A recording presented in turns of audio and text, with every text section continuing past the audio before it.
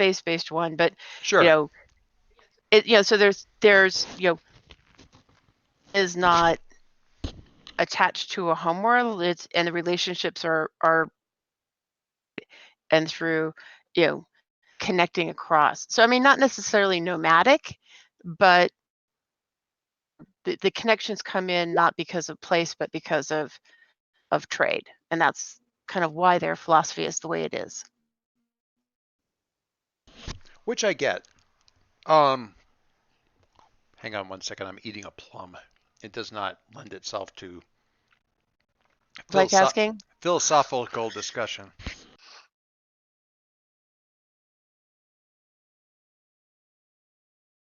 I mean, it does, but not when I'm mic'd up and recording it. Um, yes, all of that. Not actually disagreeing with any of those things. However, from a historical point of view, and I don't want to, be historically speaking, because fantasy world. But when you talk about a nomadic people, any nomadic people, when most people aren't nomadic and they are, any examples I can think of, uh, it's because they got their home taken away from them.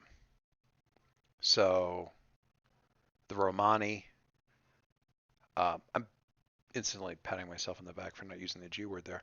Um, the uh, the Jewish people as they wander in 40 years in the desert, blah blah blah. You take nomadic people, and even if they're no wandering tribes, they aren't all traveling as one gigantic clump, and you have to wonder that you have to assume that they're not. Um, are that way because their home was taken away and they had to get one, or they never got one in the case of the Romani. Um, and consequently, they have very, very strong adherence to their cultural traditions because it's all that they've got. But by the same token, they're not exactly trusted, or they're not exactly taken altogether seriously. And maybe that ties into Squire thing. I don't know. I think we're still enough in the pencil sketch stage of things that we don't have to solve everything. I'm just thinking out loud about that and trying to tie things together. Obviously, it's cooler if you know uh,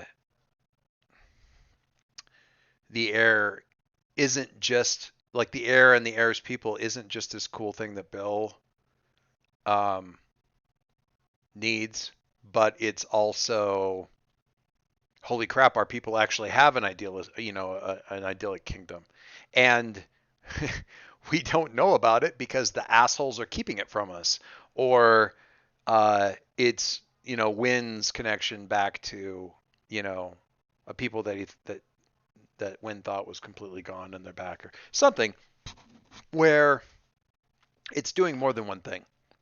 Because stuff in the story should always do more than one thing than just be there. I don't want to. I mean, with much love towards Virens, I don't want to just introduce a thing that only does the one thing because that's just inefficient. Much cooler if it's ringing bells for multiple people. So again, doesn't come up yet. Just thinking out loud, random stuff. What was the other thing I was talking about? What was the other thing I was talking about? There was two things I was asking Wins. Oh, the other thing I was talking about was the fact that one of the sort of people that Win was talking about the Nulres being connected to felt very dwarven to me, and I kind of want to leverage that and not wipe out all dwarves as part of the Nulres being gone, but maybe wipe out a tribe of the dwarves and still have dwarves around. No, Um, totally. yeah, helping raise up cities and so like they're really good with the crystal craft and things of that nature. No, I demand that all dwarves are gone just Well, because I of mean, one throwaway line. I mean, you introduce them so you get to do stuff, but uh, and I thought about one of the things I get to do with the Overlord advance is build a bond with anybody, kind of people or a person or anything like that, and then you get to declare lore on them.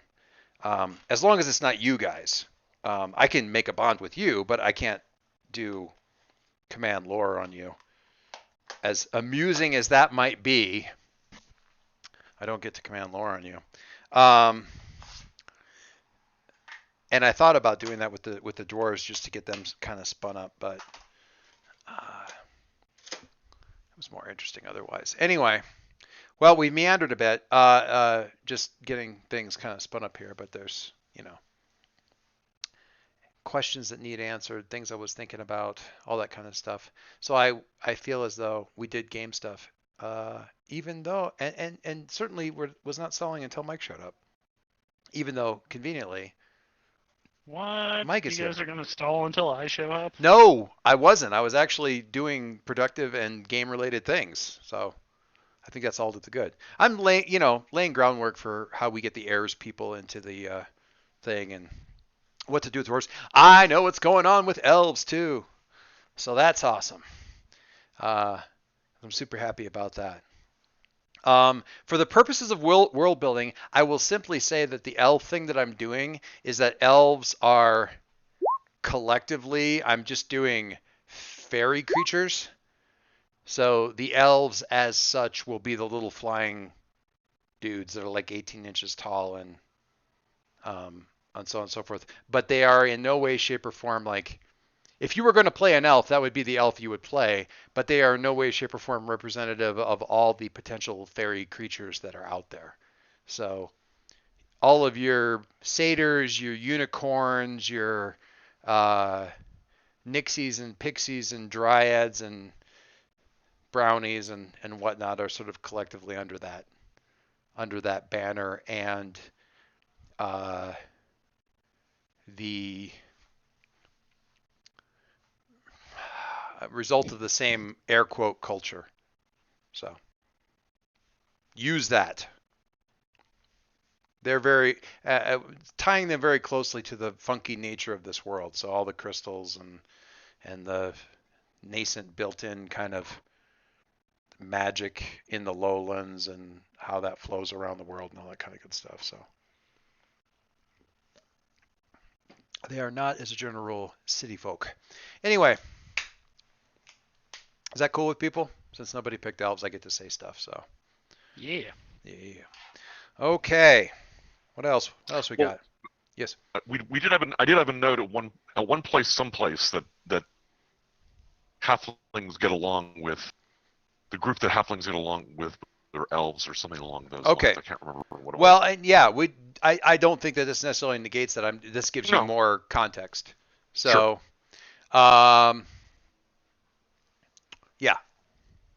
I was gonna say, do the halflings get along with them because they're the tall folk with the elves then? Well, no, because I mean, it's not like everything is tiny. I mean, there are, unicorns, dryads, that kind of thing. They're not all tiny. It's just that some of them are. But yeah, a little bit more of that kind of stuff. So I had a question, and I was thinking of doing it as lore from the Harbinger, but I don't know if that's this. But the question was, have the Mist always been as they are now, Ooh. as etc. I cast that out to the group as a general question because it's going to become super relevant in like this session, I would think. But so yeah, Harbinger, if you're inclined to like log in and immediately have to answer questions. Yeah. I think it would be cool if it was like it was always sort of dangerous. Like it was always that, that spot on the map where it's like, here be monsters. But if it seems to some people like it's gotten worse lately. I'm wondering. Yeah, there we go. Celia S. Freeman. Anybody ever read the Black Sun Rising books trilogy? Way back. This is the 90s. Oh Lord, I'm old. God, I love these books when I was a kid. And by kid, I mean in college. Sweet criminy. Hang on.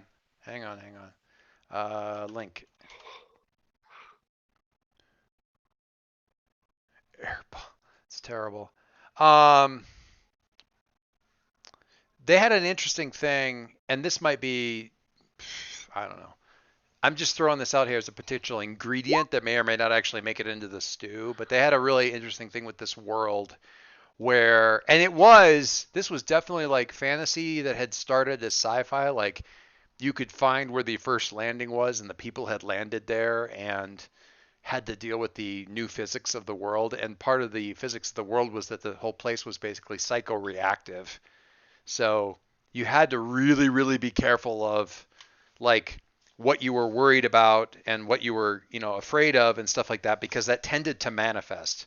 So there were Straight from the edge. yeah, there were gods and godlings and demons and stuff because we were worried about gods and godlings and demons and stuff. And a lot of that, there was a lot of mist stuff going on there and things like that. And a lot of that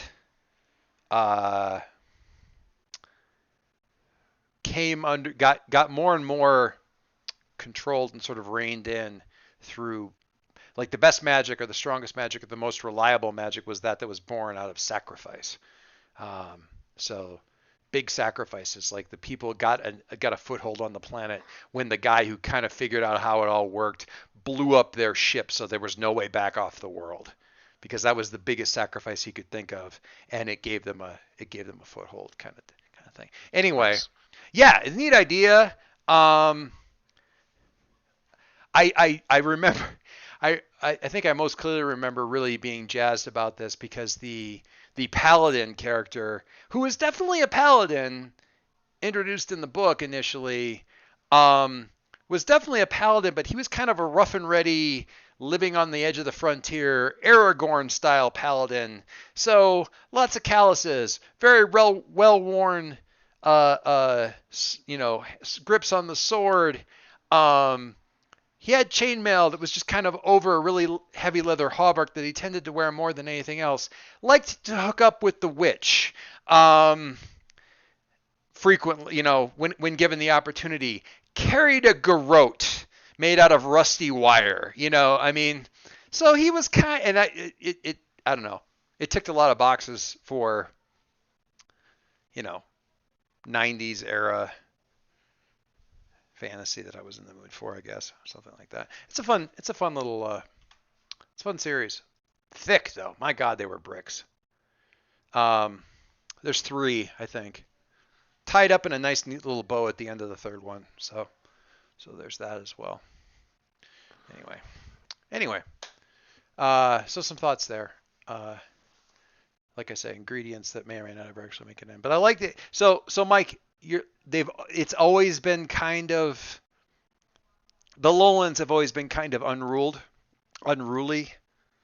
unsafe. Yeah. Okay, I'll take that.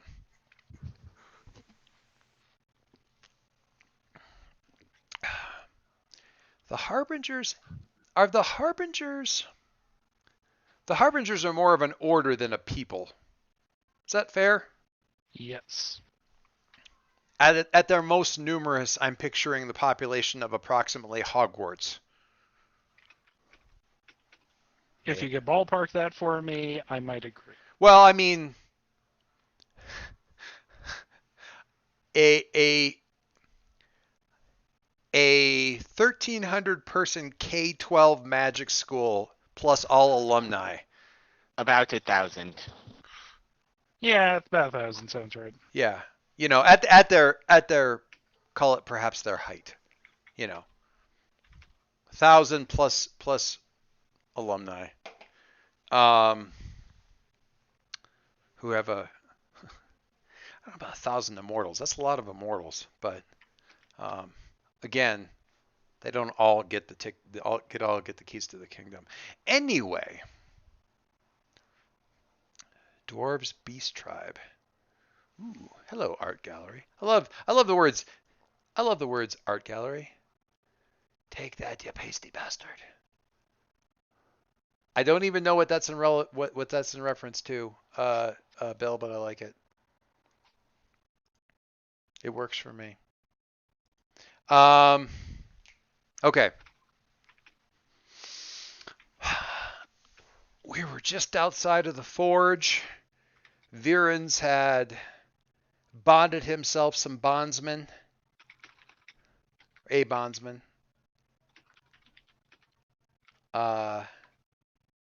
Clever coward and crossbow. Crossbow backup? Crossbow something. Crossbow support. They're not great crossbows. It would have hurt a lot worse if you'd been shot with a proper crossbow. These are, I don't know how else to describe it except, you know, they're city criminal crossbows. You know, they're crossbows that are more useful for being hidden under cloaks, potentially wielded one-handed, and really only needing to be dangerous out to like a couple city blocks at best. Short city blocks at that.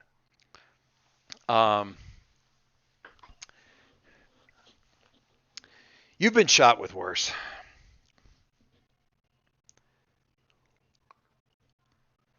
Viren's friend was killed by the Overlord. I had a thought about that. I had a thought / a question about that. Well, good, because you did it, you goddamn bastard. I know. Terrible person. I think it was not targeted. You were talking, and this wasn't recent. This was, you know, like 5, 6, whatever months ago. And we had talked about this city and the Red Valley and stuff like that, and they're not really being like orc patrols. This wasn't certainly an orc outpost, or not controlled by the Tuscan Empire. But there were patrols, call it within 50 miles. You know, border patrols, putting down bandits, destroying the random ogre, things of that nature. That was around. I had a thought that your friend was killed when that island was brought down, and you've only found out after the fact from Rowan that it was the Overlord that had done it. So it was not that you were like directly underneath the thing, but I do like I was thinking along the lines of like it being some sort of patrol that it's like, oh, this thing's got up into the air and it's wandering into, you know, border territory. There's the potential there for some, you know, it's tumbling, crap's falling off of it because it's not level. We don't have the wherewithal, you know, in our patrol, but we can clear the area, you know, stay ahead of it a bit, make sure people aren't going to be put in harm's way, and as a result are basically at ground zero when the thing falls out of the sky and essentially nukes a 20-mile radius area. And I mean, first of all, how does that strike you? Because I have a follow-up question. It strikes me like a falling island. I didn't actually mean, well, anyway, if it's interesting, my next thought was, what if Virens was there, or what if Virens was part of that, or it was a sister and or brother patrol to your own, or you're the one survivor of that patrol, or you'd been sent to, you know, muster the forces that would actually be able to do something about this thing, so you were far enough away to not be immediately killed. Something of that nature. I'm just trying to, and if you had a better idea for who this person might be or what had happened, I was just thinking about various people's ties to the Overlord and that kind of thing, and what might be in the back of Viren's mind as these statues are not quite but almost falling, all that kind of stuff. I think that sounds fine. Okay. If you think of anything better or you want to flesh it out, by all means, do that. But in the back of my mind, what I'm going now in the back of my mind is that, once again, second in command or something like that. But somebody stayed. You were going to go and you had the authority to go and muster a proper sized, resource, whatever that happened to look like. To do something about this island, whatever that would be, shamans, something. And as a result, you're looking back at the devastation that you barely survived, and none of your compatriots did, including your close friend, the commander. Blah blah blah, something like that, or your second in command that you left in charge so that you could go and wave your authority around until somebody listened to you. I'm not exactly sure how that would work with the orchestra structure or something like that. If it had to be the command, you need to keep these people safe, but it falls to me to so on and so forth, or here, take my spear and act in my authority, that kind of stuff. So Yep. Let that be fleshed out. In the meantime, so these are thoughts going through people's heads as we stand before the great gates of the forge with a, I don't want to say babbly, but he's certainly trying to assure himself of his relative safety. Did we get a name for this guy? I can't remember. Your little bondsman, or was it just, where's Viren's at? It was generic bandit number 1, as far as I remember. We had talked about Bob the Bandit, but that sounds a little comical. It sounds a little bit. I mean, we don't have a Colin in this game yet. I'm kidding. I will give my life a Rowan. Nobody knows around. Wrangler and Viren's. Greg Claude. I'll come up with a name, so keep rolling. Okay. Through a fragile fear. I love that. There's quite a, Bob's got a lot, we're not going to call him Bob, but he's got a lot of alliteration going on with him. I keep the peace with him through a fragile fear. Clever cowardice. I just, like all that. Anyway, so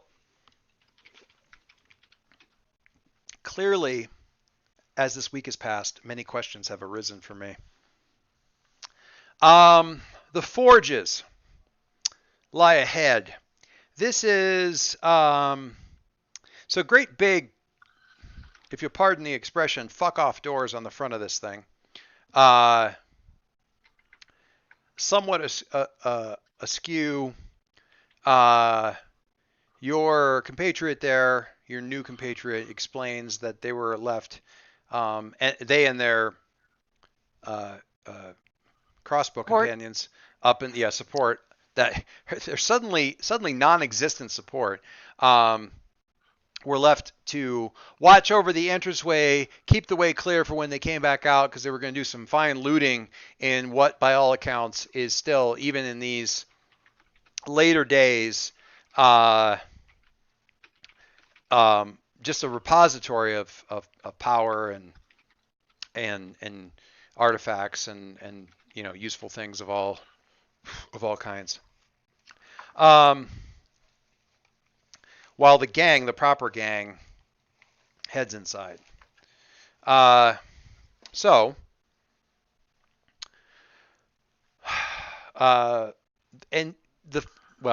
get to that. So, what's the plan? I'm kind of looking to win a little bit for this, because it was sort of Wynn's thing to get through here. Does it go deep, and then is it? Well, let me back this up. Let me back this up. How long has it been since you've been here?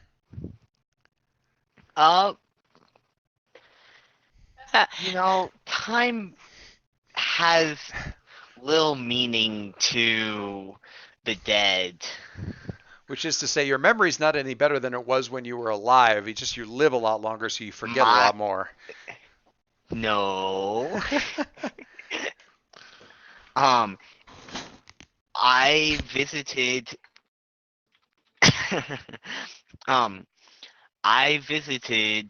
the city a decade or so before Nelrez fell.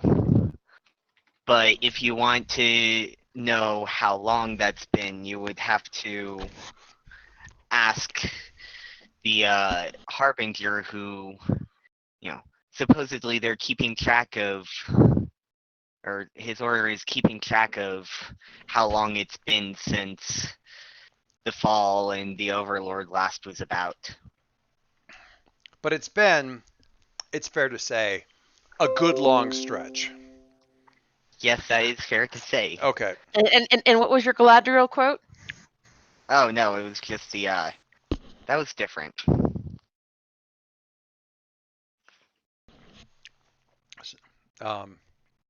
Something else entirely. All right.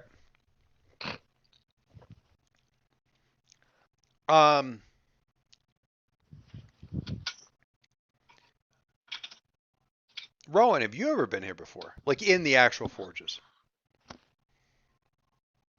Not me, Oh, but Red one Valley. of my mentors had been. He had talked quite a bit about the forges and the great power that the people of the old empire once wielded. I am not saying by a stretch of the imagination that the running joke with Rowan is I haven't been here, but I've read about it. But if you decide to go that way, I support it. No. No. The running joke is going to be, well, I haven't, but one of my mentors. Oh God. All right. In that case, I will go back to Win. If you had at the entrance here one word of advice, one word of caution for your fellowship before they venture into this place to try to find their way through, what would it be? Knowing that the place has probably been, at best, misunderstood as it's been handled for the last 5 to 1000 years. 1000, I like that.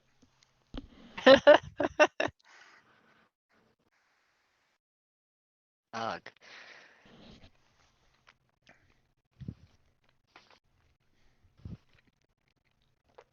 Always go to the left. Don't step on the red tiles. Always look up, Look out for Don't except when you have to look down. never poke the guardians. Never, Uh, always. What? Never, Shush. always. Don't look too closely at the walls. Interesting. I like that. I like it a lot. All right.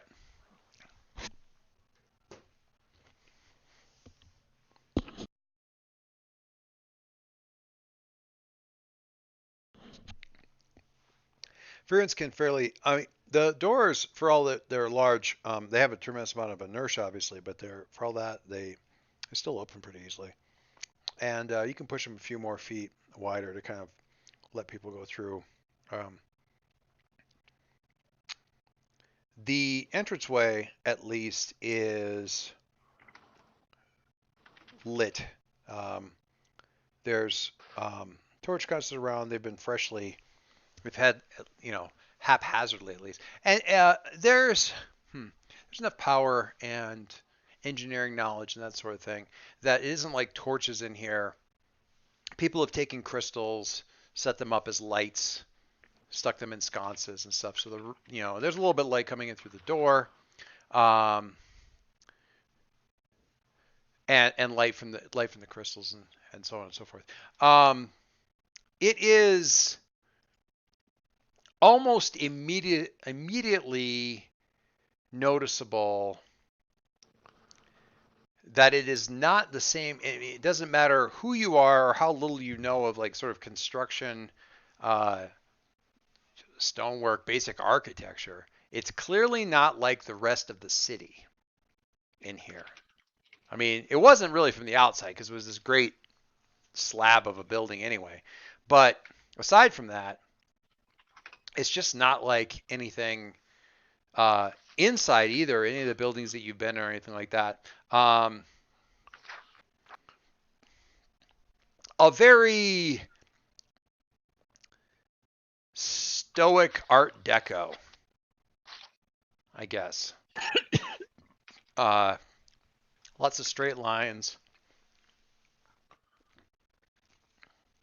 runic, all that kind of stuff. But lots of lots of oblique angles and things of that nature. The first entry room. I wonder if I have a picture that I can use for this. I might. Kind of there's.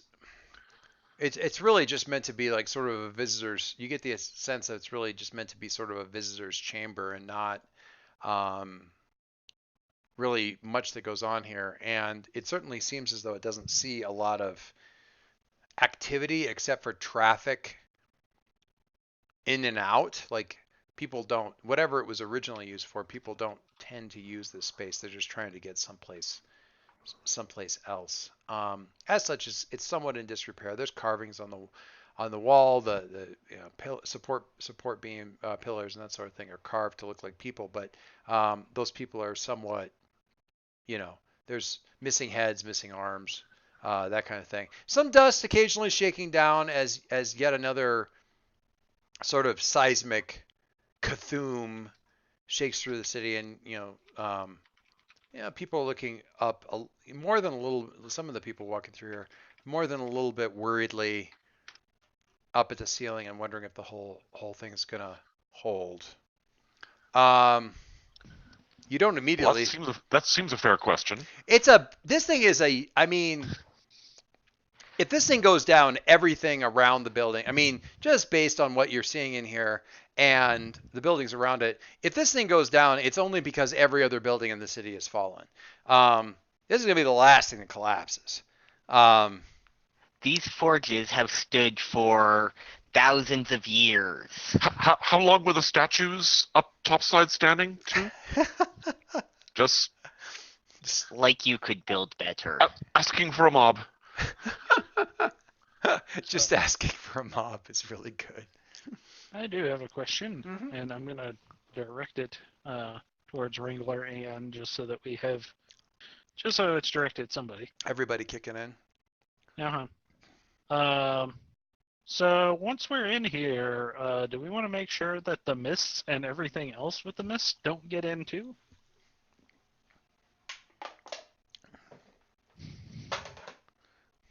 Like kind of close the door behind you sort of thing. I mean, you're going to be headed, the goal is to get out of the city, so you're going to be headed in the mist anyway, but in the meantime. Yeah. So I don't know how fast those things are going to catch up with. What do you think? Well, I don't think that and closing the door is not a bad idea. I don't think that the mist is going to be coming to this place. Oh no, if I close the doors, they ain't opening again. I don't think you need to be that extreme. Okay. I mean, because if you think about it, I mean, so I mean, even though it's freaky creepy, it still kind of behaves in the way of normal physics. So the way that fog rolls, the downside is that in the forges we do head down, and so the fog can collect downward, but it's going to roll through the town. It's not going to be directed. So if we just close the door, that should be sufficient to keep it from rolling in on us. On the other hand, in the classic AD&D sense, do we want to spike the door following us? That's another. I mean, oh, I did find it. Perfect. Hang on. I have a thing. I can get this picture up here. Kind of at a general idea of what I'm thinking of. That'll work. Sort of the entrance and some stairs up. Like I said, what once were grand stairs, you've got dirt that's just been packed and, lots of traffic, but kind of packed flat sort of thing. So what do you think there, Rowan? Secure the doors or leave them? No, it sounds like we're not too worried about it yet. Okay. So, although I'm just wanting to use gear so that Mhm. Oh, I also just want to point out, if we didn't gather the entire city, then other people will have to evacuate somehow on their own, Yes. and I don't want to shut them out. Yeah. that is a fair point to make. Yep. there may be other places that we need to be shut more firmly. If we get to that Farther point, into I the can forge. take care of that too. Yeah. Fantastic. Okay.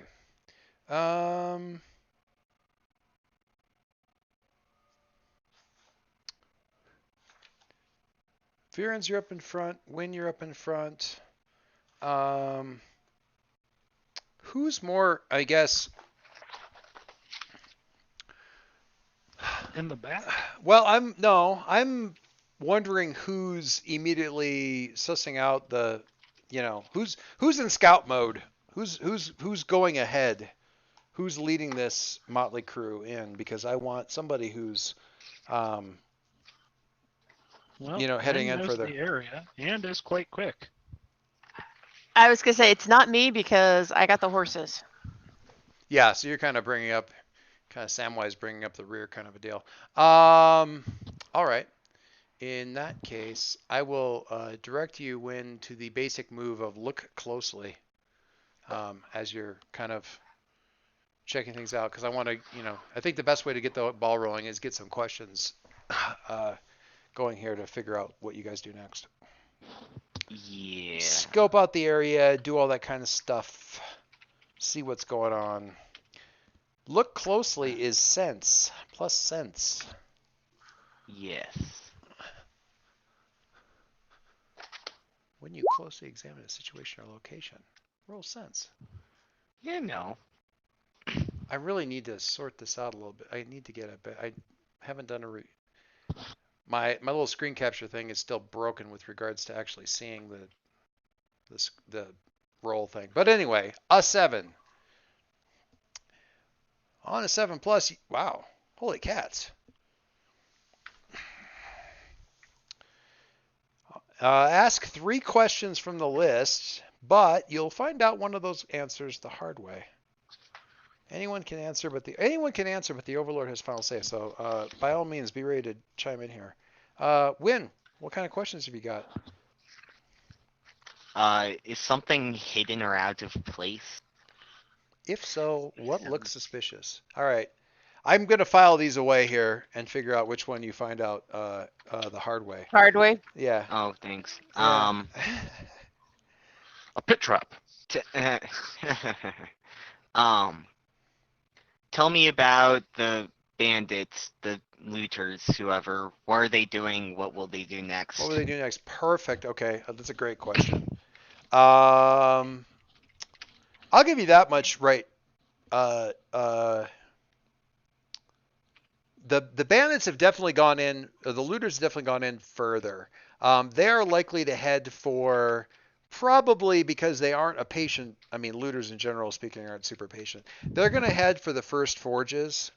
It's not really, call it another couple 100 yards past the main entrance to get to the first forges. They're not the finest, the best, the strongest. It's the Walmart of forges? No. But it's where the apprentices first get to forge. sure. Oh, I love it. I love it. It's the first one. It's one of the few that are operational currently. Yeah, probably. I mean, not that other ones wouldn't necessarily work, but they tend to be mothballed. You're right. It's where stuff is, and there's also, not for nothing, like a couple of. You remember that there's a lot of, well, what you think of them now as is like sort of mausoleum-sized buildings within the larger forges that were essentially vaults for holding various things. So they're probably headed that direction so they can, break into or just hopefully find open some storage buildings, fancy sheds, so to speak, for heading. So yeah, it'd be right up the stairs through the main thing and then out into the down. It's still from there down a couple levels into the first forges, but where you would probably head for that kind of thing. You had another question. Yeah. Yep. I did that one. I mean, you could ask the same question just with different things in the blank too, just so you know. Yeah.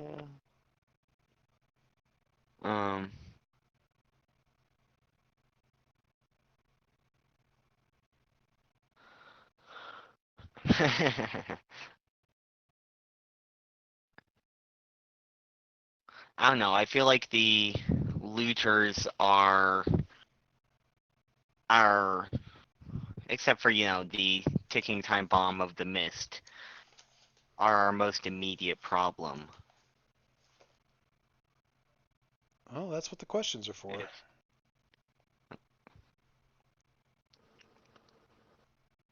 Um,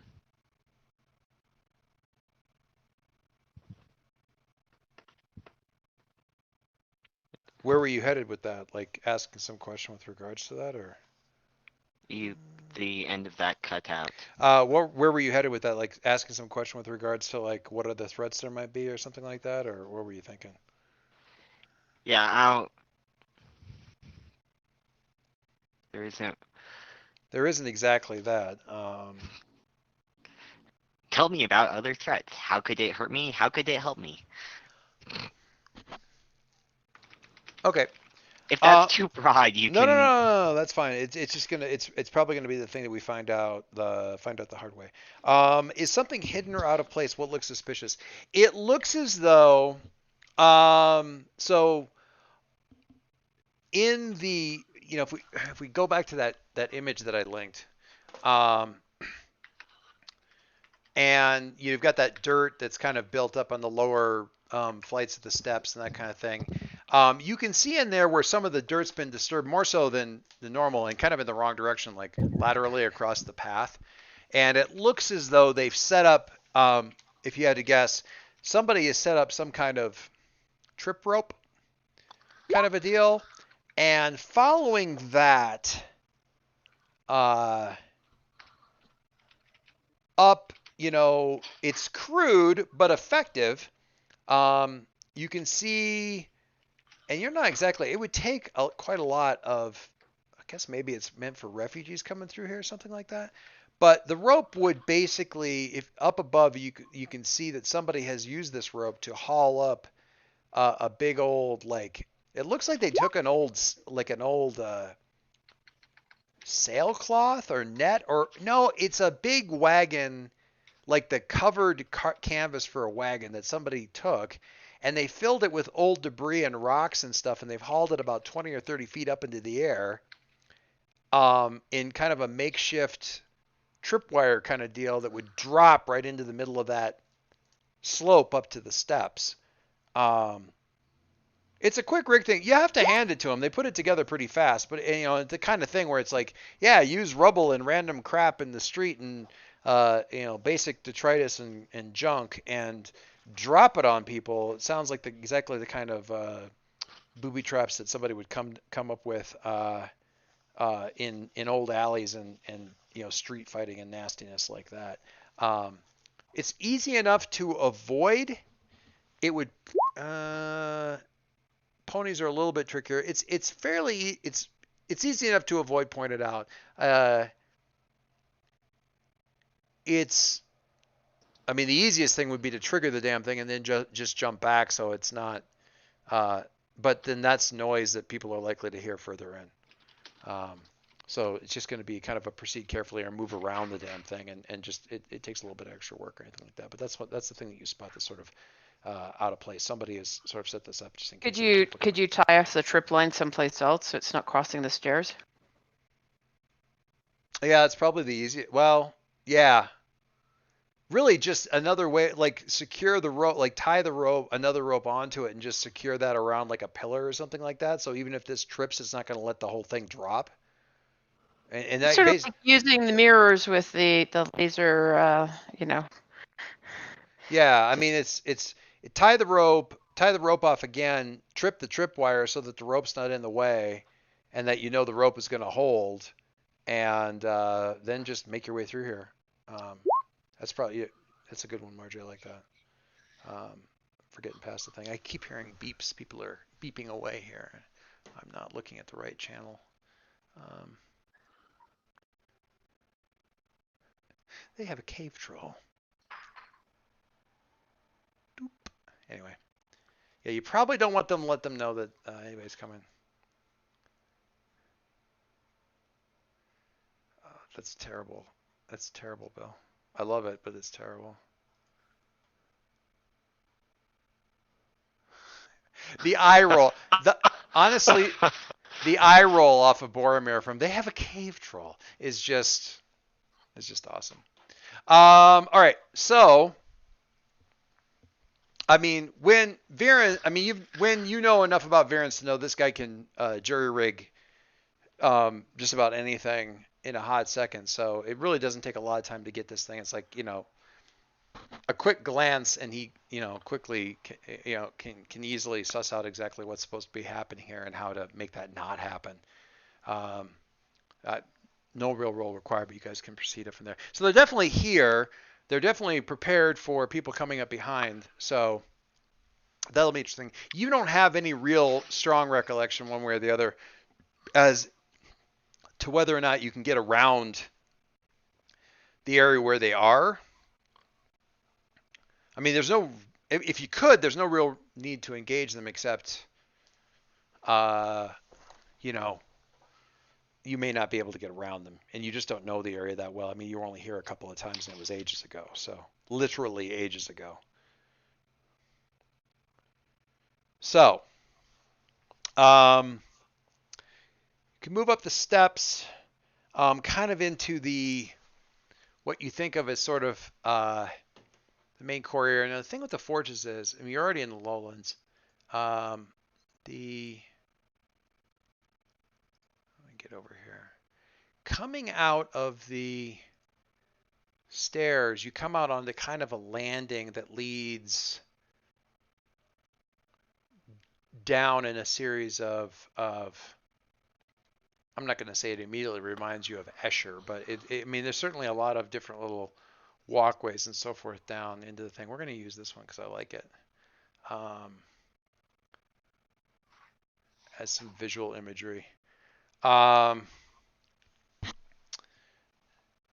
down a couple of levels, and you can hear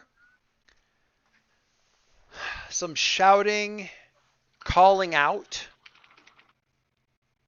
from where you are, kind of up on that upper deck coming out on the thing. It's easy enough to kind of figure out how you would, how to get down where you're going. The pathways are broad, wide. They're in good repair in this area. So getting the ponies down isn't really a problem.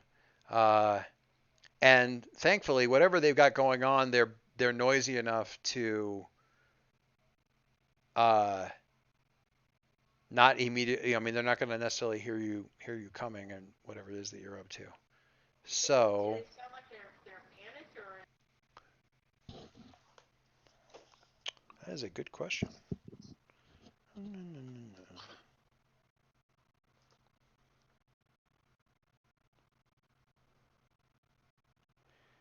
Why don't you, Margie, also give me a look closely? Keeping in mind, Wynn, that we still have one here that you haven't found out about yet, that you learned the hard way.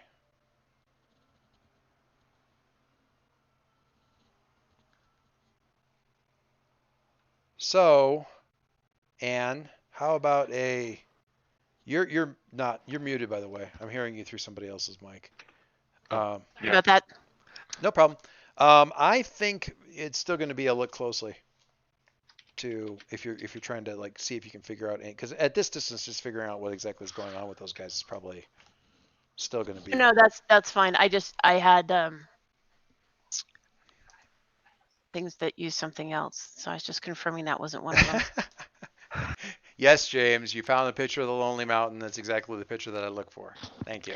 Yeah, I was like, huh, that kind of looks like that. Let me go see if I can find some pictures there and add them.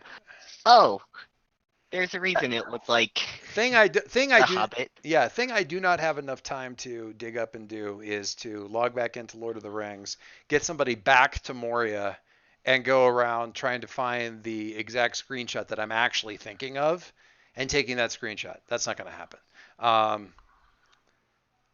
Not least because I've gone through Moria and I have no desire to go back to it at this point. Anyway, also a lot of Moria is like really, really tall. All right, Wrangler Ann succeeds partially. So that's still 3 questions you can ask, where one of them is something that you find out the hard way.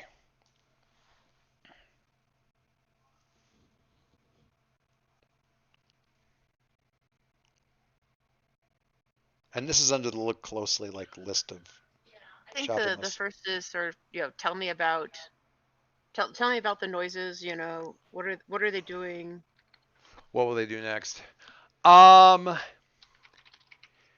It is definitely not the looting version of the Bend the Forks, Blunt the Knife song. It's not happy looting, shouting back and forth. There is some group. Is there a Wilhelm scream? Yeah, that tells us. No Wilhelm scream. You can hear and you can't pick out words. It's too far away.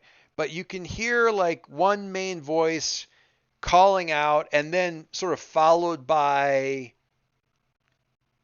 jeers and not jeers, but shouting and cheers and thing. I mean, it almost a call and response kind of thing. So somebody's talking, and then there's and then there's some more talking. Two groups of looters and forgers, Or maybe somebody giving a speech, and then everybody else Huzzah, that's right, we're gonna be rich. It could be a lot of those things, but it's like one person talks, there's a bunch of other guys shout blah, and then maybe a short pause, and then more. It tends to be the same group you're hearing, so you don't think it's probably 2 of these groups that are shouting, but something. They're definitely not just for whatever reason. There's organized shouting going on down below. What will they do next? Oi.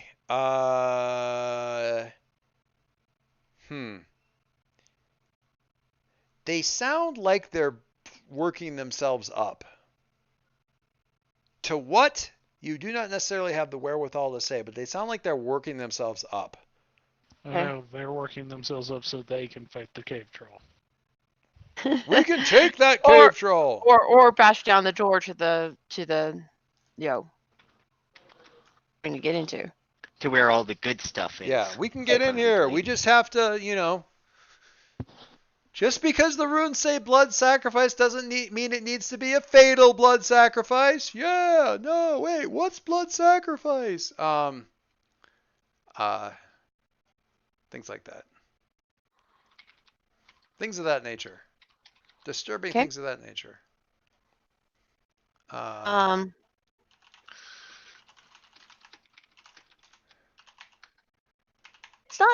It's not quite one of the one of the ones here, but what is the approach that we have for this area? The question would be sort of under what would happen if I'm sort of thinking along the lines of, well, what would happen if I go left versus right, or if I have a choice in there? What would happen if let's look at goal here. What are you ultimately wanting to do? Get past these guys? What would happen if I try to get past these guys? What would happen if I try to do an end run around these guys? Get the drop on them? like something of that nature, sort of. I mean, so given where we are, and I'm assuming from what Wynn said previously, we need to be much deeper in than where we are right now. Yeah, down. So it's sort of like,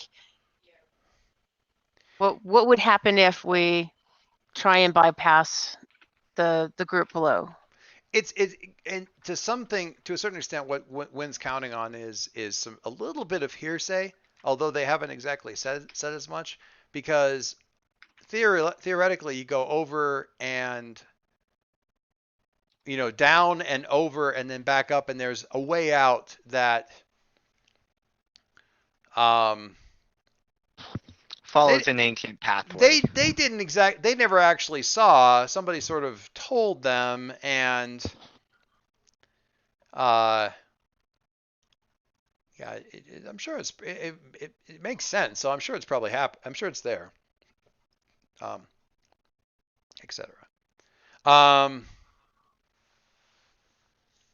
Anyway, so what would happen if I bypass? It depends on whether or not they've got lookouts out. If they have lookouts out, you're not 100% sure you could probably get past where they're at, because at least some of the shouting and stuff is close enough to this central area that they're likely to spot you, especially with the horses. I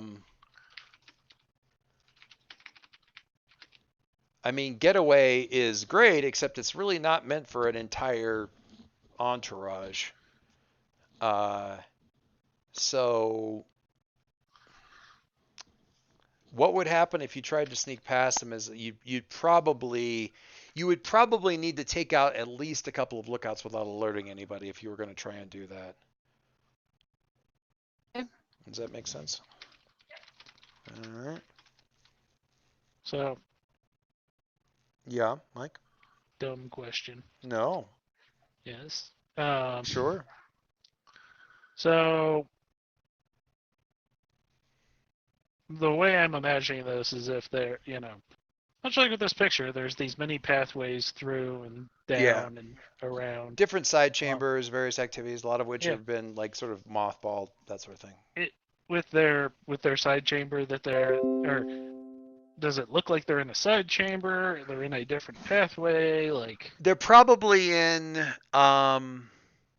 a lot of this stuff is sort of probably dead end chambers, or I wouldn't say dead end specific rooms, but like hallways that branch off of the main shaft and don't necessarily go that far.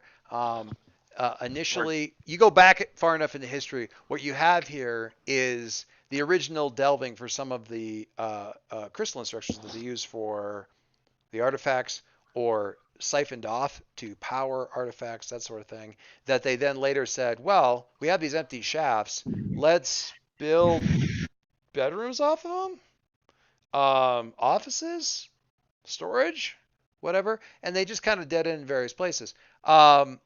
The first forges are a much bigger chamber, and you'd know this from your previous stuff here. So what you have there is like sort of like one of the major chambers. So if you look at cave mappings, this kind of thing, you leverage that open space and say, well, this is a big open space we don't have to do a bunch of digging through, so let's continue on this way, and then we'll do some more digging when we run out of open space. So it's sort of the river valley through this space. There may be side passages that parallel along it. They're going to be smaller little things and so forth that might run parallel to it. So you can kind of go around that way. But the idea here is sort of like it went down, and then it getting further in, sort of. Let me just hang on. I'm going to do something terrible. I'm going to draw. First, I'm going to delete a bunch of stuff.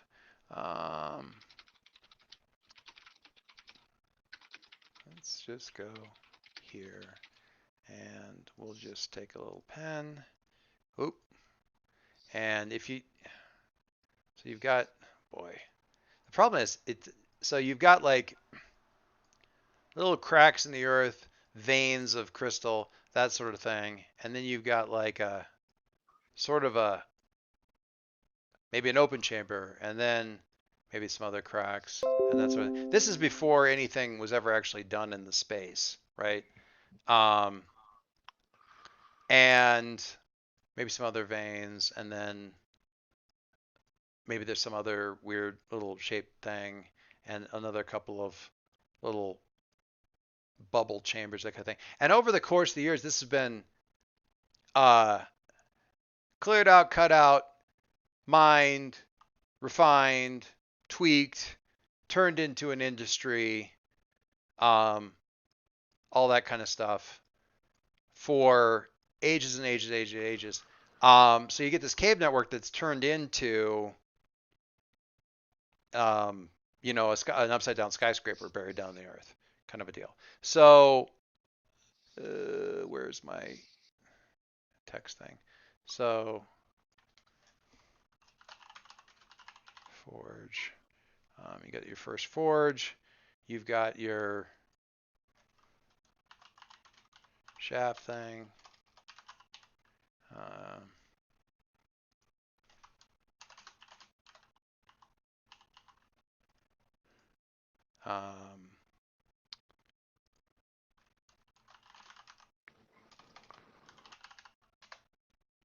Oops. Hang on. I want it noted. Mike asked for this without knowing that he asked for this. Yes, I was not sure I asked for this. Well, I'm trying to give you a general idea of like where what's sort of happening here. Hang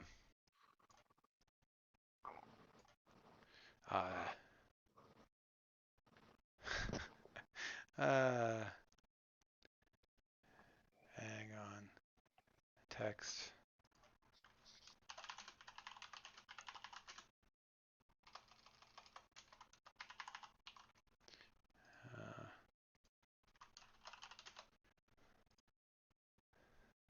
I am now inflicting this on Win as some sort of like crude sketch that Win did in like the dirt with his fingernail, giving you a general idea of how this whole place is basically at. Or if you know, to lay it back further, you know, your vague recollections of what what one of your mentors sort of told you about the place as he was sketching it out in spilled beer on a table, you know, on a napkin, was trying to explain how the whole place was basically laid out. That sounds about right. Yeah. So, like this thing here with Win out, maybe. I think I've actually managed to not fall into one of the great traps that I always fell into with the old freehanded D&D maps that I used to draw for the group that Margie was in. Which I'm not even going to get into right now. I think it was just an obsession of the players to try to find some sort of visual significance in the drawings that I made. That they were never actually there. But my God, they could look for them. Pattern recognition is definitely a thing. Anyway, so, and I think Margie, you still kind of have a question there. Yeah, so I think I'm gonna go with a more generic one to let you have fun. So what do my senses tell me? To remind you that my character his sense is common sense. So when just you know, that's what makes you know, that's what makes the, you know, Wrangler Anne, you know, different from all the heroes is, you know, she has common sense. I like that. What do my senses tell me? You aren't necessarily, I think, a naturally violent person.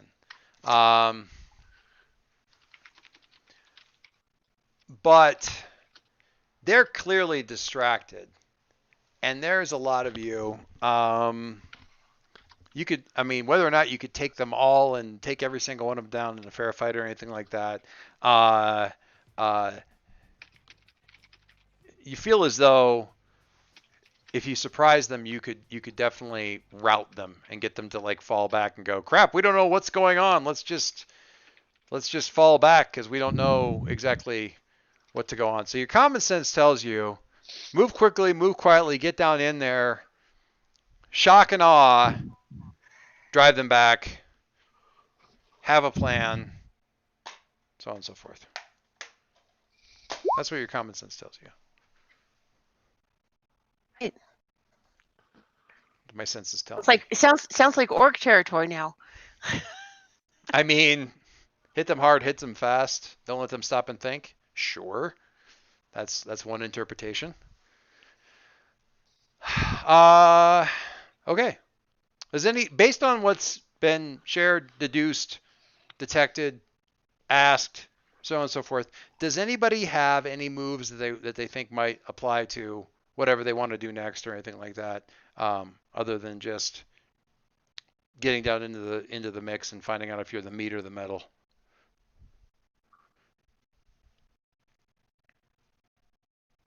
Well, I've got, a good basis for doing something sneaky if there's a good sneaky thing that, since we know where they are, potentially I can scout that out a little bit more closely. Absolutely. There's a great tradition of sending the halfling ahead to scout out the dangerous thing in the caves. Don't As ask long me as to do it's it not like, treasure. don't ask me to do it, just blindly, but since we know what's up ahead to creep up on whoever might be there, I can probably do something useful in that context. Okay. If someone will watch after Hambone. The only thing I would do is seal off their passageway so they can't get out. I mean, it probably makes the whole situation a lot more complicated for you navigationally speaking, because then you have to use side passages to get through. You don't get the easy way, which means that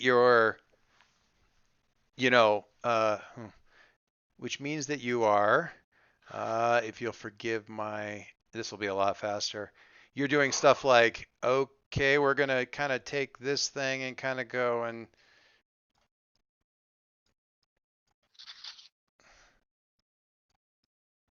maybe do that?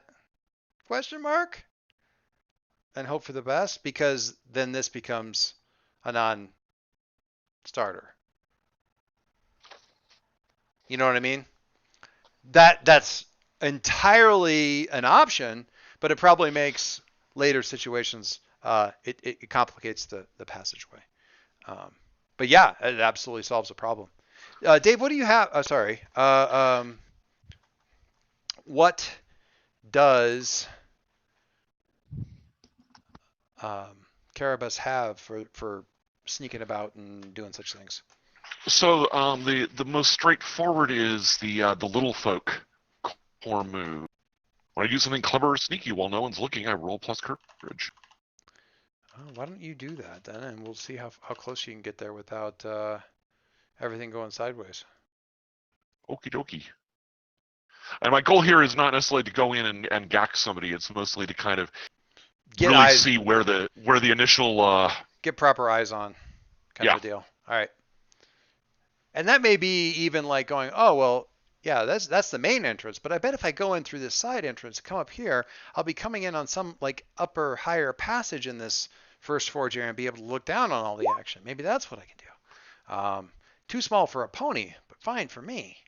I hear a beep and a 7. Can you read me your? Yes. Hang on. Just scroll away from that. On a 7+, I do it and nobody notices right away. On a 9-, everyone will know I did it as soon as they notice what I did.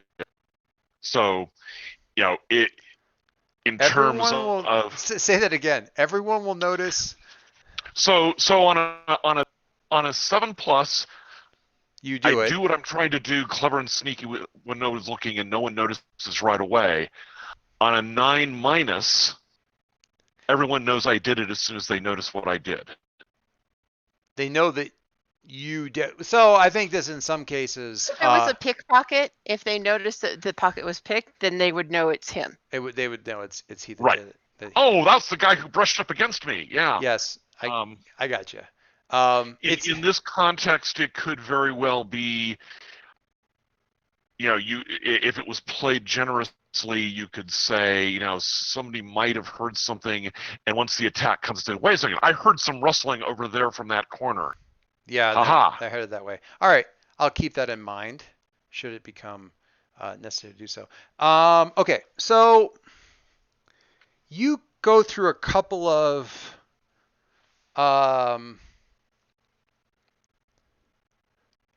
sort of abandoned, looks like smaller workshop rooms. There's even, fair to say, sort of lesser forges in a couple of these rooms that are banked.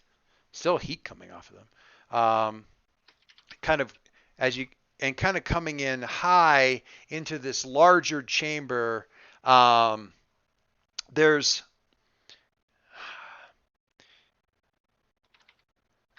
sort of those columned hallways, column passageways that you see like I want to say like a Greek or Roman kind of a structure where you've got that columned walkway around the center. Yeah, still, but stacked 3 or 4 levels deep. And you're like up on the 4th level looking down into the larger area. So you see some banked forges, more further in the distance. I mean, ranks of like the story, like the vault buildings, a couple dozen of them in various ranks. U-Haul storage units, kind of in stone, kind of a deal.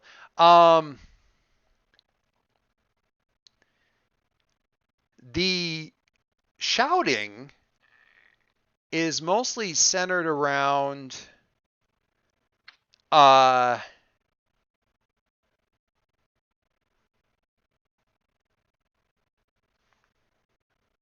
there's sort of like a central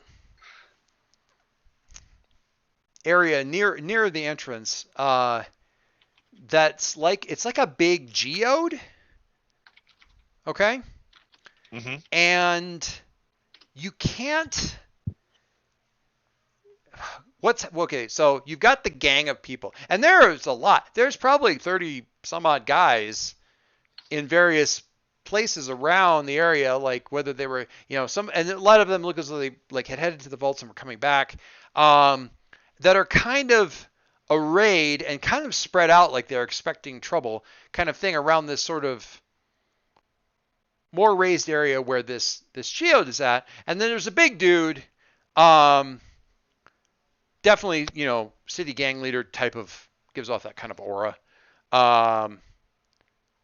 Pick a good picture of a city gang leader type of dude. And he's backed up by his guys, very blustery, very shouty, and is, from what you can see, initially, shouting at the rock. You're assuming it must be a rock, and you can kind of see where it's sort of cracked. So you think, okay, maybe. And there's a couple of like what would be, oh God, what are the dishes with like coals and wood in them to cast light? Not torches. Braziers. Braziers, like that, but there's like a cup. There's different colored crystals and stuff on little pillars and stuff around that, and then you've got this geode that's also giving off light. And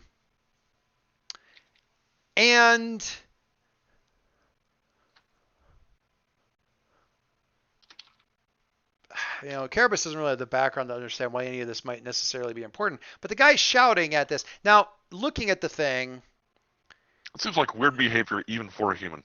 Yeah. Now you do see a bit of movement, because you're just like, what in the hell is wrong with them? You do see a bit of movement around the base of this thing. Because when I say geode, I mean, it's big. It is 3 or 4 of you tall. And it's on like sort of a Fabergé egg stand. Here, I'm just going to grab this picture because I'm using this as a. Do I have this thing? Did I save it? I will save it, and then it will be saved. There we go. And having saved it, I will drag it over here where everybody can share in my joy. Yeah, this will work. Bloop. All right. Game uploading, please wait. Now you'd be looking at this thing, you'd be looking at this thing from the backside. So you're kind Right. of, let me get this a little bit smaller. There we go. So you'd be, we'll put you right like here, up there, like looking down. Got it. And you see somebody that was standing like sort of right in front of this thing moves enough where you can kind of catch their legs. Okay. And there's shifting light that would indicate from like sort of interfering with the light that's coming out of this geode that would indicate that there's at least one, if not possibly two people that are, for lack of a better word, fiddling with this thing, which the looters seem to have taken issue with in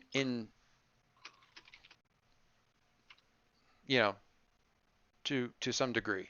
There's a lot of shouting and stuff and that sort of thing. And you're catching more that you're closer. So there's the leader shouting, making things, gesticulating, pouncing about, being very confident, kind of.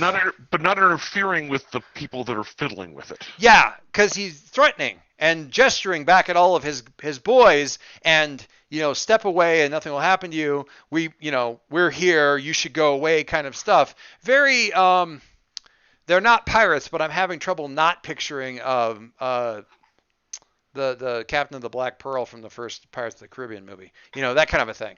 And all the guys are like, he says a little thing and they're all like, and then you can hear, which you couldn't before, the soft reply of a very calm individual, somewhat mockingly, not at all concerned about the 30 or 40 guys, with, sharp things and cudgels and street crossbows, replying, which you weren't obviously catching before because it's just, conversational level spoken speech kind of a deal.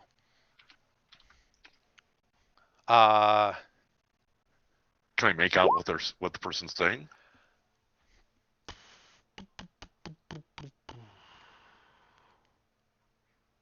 Yeah.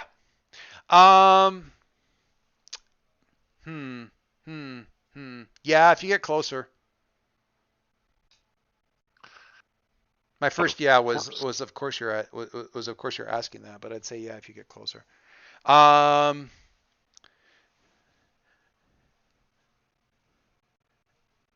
The gang leader is, I don't know who you are. I don't honestly particularly care. And I must admit that I admire how calm you are in the face of my displeasure, but it makes my boys very nervous to have someone poking about when we're the ones that are supposed to be poking about. And I'm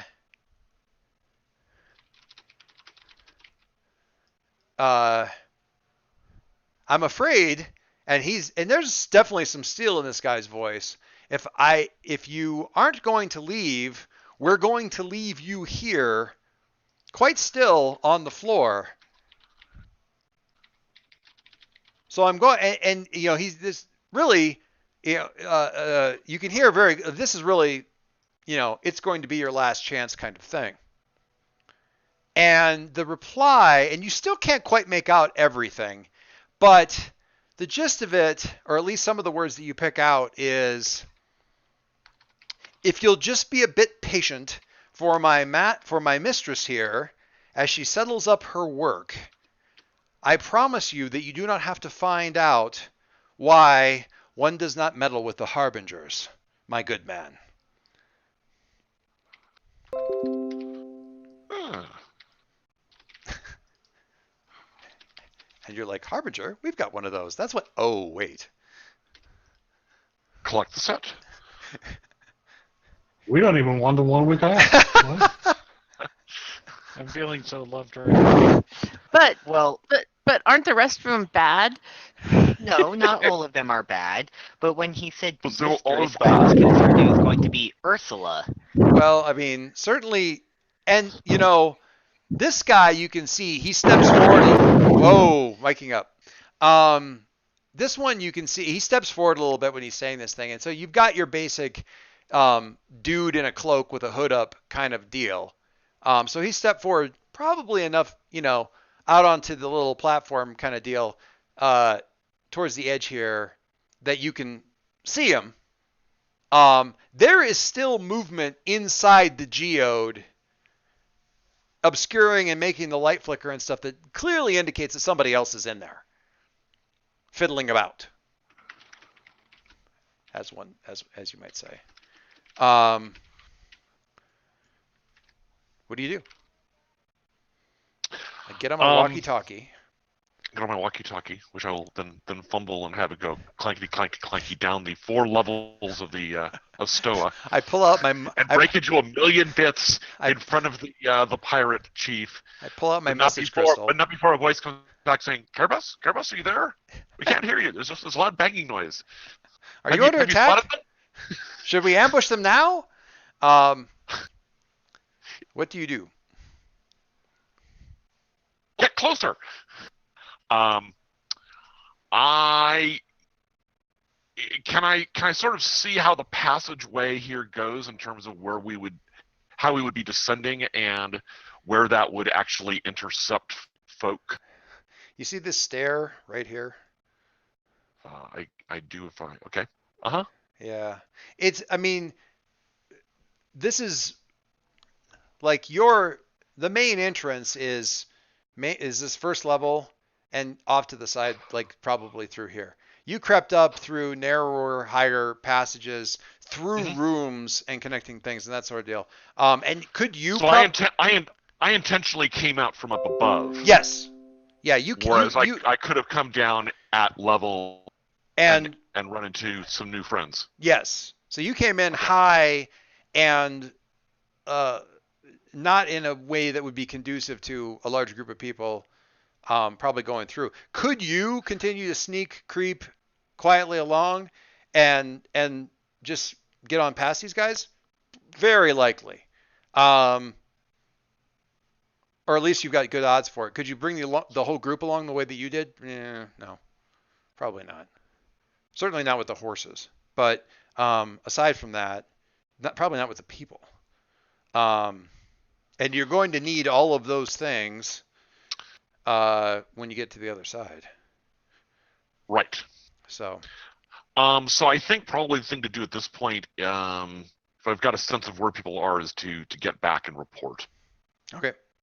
At this point, I'm going to actually have you do a getaway because you did have a 7, right. And I want to see if you can get out of it. Makes perfect sense. Let's extract yourself and see whether or not that's going to be a going concern. Back to the thing. Neither hope nor despair. Does he have a pet monkey? A 12? A 12? My God. Choose 2. Probably the first 2, quickly and quietly. I'm thinking, if I can grab the Harbinger, I will take her with me. Yes, I will get out of there quickly, avoiding any harm, and quietly drawing no attention. There was, in fact, a example. The guy who wrote the game was doing an interview kind of thing, and he was talking about one of the standard things that they do in that particular. It's a PBTA podcast kind of thing, and they always ask the guy like, "What your favorite move in the game is?" And he goes, "I really like out of the basic moves. I really like Get Away." Partly because I had a player one time who like I think he said he was playing the orc, and he used Get Away in the middle of a fight to basically grabbed the enemy wizard and leave. Like, just threw him over his shoulder, and firemen carried him in a sprint away from the battlefield to get him out of the rest of the fight so everybody else could deal with the rest of the stuff. And it worked. I mean, it just absolutely worked. So, yeah, kind of fun. In this particular case, I'm not sure the fiction supports it. Anyhow, so yeah, you slip back there, none the wiser, or with them none the wiser, and report appropriately. They have a harbinger. Rolling the eyes. Yeah, No, nice.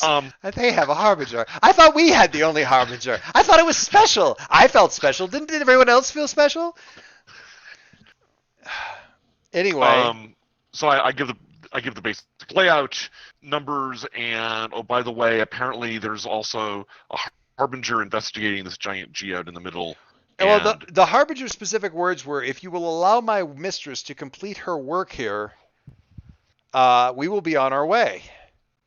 Oh, that well, doesn't okay. sound So that good. was different from how I interpreted it. Yeah, I interpreted what necessarily wasn't the harbinger who was speaking, but that the mistress was the harbinger. No, harbinger's male. Okay. Ah, okay. Male Oh, voice. that's Sorry if I was. Concerning. Yes, harbinger is male. Very calm, cool, calm, cultured, confident dude. Not at all worried about any of this stuff. Nobody else had whoever the other person was not speaking, and said, if you will simply allow my mistress time to complete her work, we will be on our way, and you don't have to find out why people don't generally mess with harbingers. So it is the harbinger speaking, or So there's a harbinger, and then his mistress investigating the geode. yes.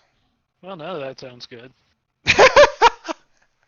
There is nothing I like about anything that you just said. Go back down there, investigate, and report again. This time, bring me back news that I like. Rowan, what you doing? What do you think? What do you think? Well, I don't like any of this. How can I collapse the entire thing on their heads? Oh no, I know how I can collapse the entire thing on this. That might be the plan now.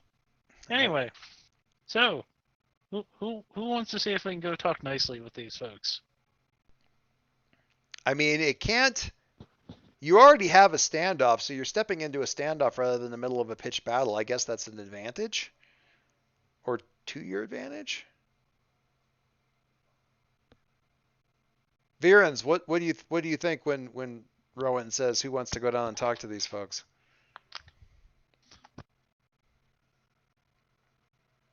I mean, it sounds serious, but I'm less certain about what was just said about who we might be talking to. Oh, I'm less certain about who we might be talking to too, but Who do you? I mean, do you voice that? Like, who is it that you think is down there, or is something to that effect, or how do you express your? oh, I hope it's not who I think it is. No, I was actually asking Virens in this case. Like, how do you raise the question as like, what do you think is happening down there, or who, or what do you say anything, or is this? Well, I mean, it was posed as a metafictional question to me, so I'm not sure that he's going to speak up. But you know, if somebody raises the point of like, there's another harbinger down there, Virens is going to look at Rowan like, hey, this is your territory. What do we do? Yeah. So Rowan's approach is to go down and talk. All right, I'm down with that. We don't know how harbingers tend to do their initial greetings, so Super cautiously. I can't remember. I will note that there's not just this harbinger, but the harbinger's mistress, and also 30 angry bandits. Just saying. They might need talking with as well. I'm less worried about the bandits. I mean, I have to ask, Carabas, is it comforting or not that Rowan seems to have the same dismissive attitude towards the 30 angry bandits with crossbows as does the other alleged harbinger? Is that a comforting thing that he's apparently just as equally dismissive, or is it maybe you just think they're both equally mad and just don't understand the threat that a crossbow represents? I'm probably trending towards the latter. Very curious. Very curious. All right. So Rowan, are you just now? Are you bringing the entire entourage, or is it like everybody wait up here? We're going to go down and see if we can straighten this out, or are you moving en masse? I would figure we would just take the fellowship. But, Okay, that's fine. uh, I just want to know what the that's plan up is. to you guys. Does anybody have a companion that they think they could leave behind to watch over everybody? Hambone will watch everybody, but I don't know that he's good at giving much advice. Also, Hambone, maybe Well, the you best kind of name for a dumb. cat's riding dog ever. So, just You filing have that to away. have a companion before you can leave them behind to keep watch. It's a fair point. Wrangler Ann, what do you think about leaving? Who should be left behind? Who should go with? Kind of thing. Thoughts? Opinions? You're muted. I'm tempted to stay here with my soon-to-be small army, but I was looking at that. You don't actually have to that- build a small army. You just have to meet one and form a bond with it. Yeah. That's not a horrible plan. I mean, when things go wrong, Having I mean, you're not so very far away that you can't come swooping in as backup if things go sideways, certainly. And I've got something that could be happening with you as well. Okay, so Anne might stay with the group, the entourage. and do what I can to keep them calm, et cetera, et cetera. Et cetera, et cetera. Virens, Rowan, Carabas? Win? Oh, I'm definitely going. All right. I'm down. All right. So, 4 they walked alone into Mordor. No. So again, you kind of come. Do you just come in through the main entrance, or what do you do? Or do you come in high like Carabas did? no, I'll come in through the main entrance. I don't know if anyone else is going to follow me. Oh yeah. Go with you. Okay. Virens? Sure. All right. I'm With- just. I mean, With a bit of a strut. I just want to make sure that if somebody's like, now wait a second, I would be up there flanking, covering with a bow, kind of. I just want to make sure that I take the time to ask such questions. I literally have a companion with the stat crossbow support. What do you think that's for? Oh, so do you have him like kind of like go back up through where the catling went and tuck yourself in up there with a crossbow just in case? I mean, maybe can I flash back to that if necessary? Absolutely. If you need it, then having done so, then yeah, that's totally fine. Absolutely. Couple murmured, we see you doing some murmuring, blah blah blah. Do you leave the wolf or is the wolf with you? We're leaving Varg. the wolf. The Varg. But I'm taking the ferret. Oh my God. Now the true terrors come. I keep thinking of Ged with his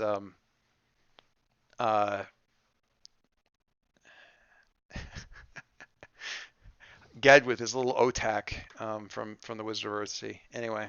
Excuse me. Anyway. Also,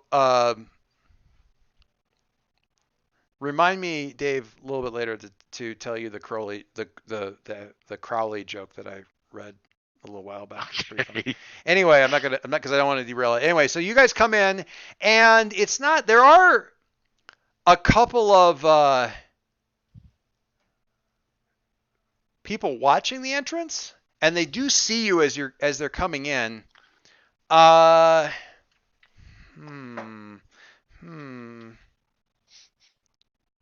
We have swagger. You do have swagger.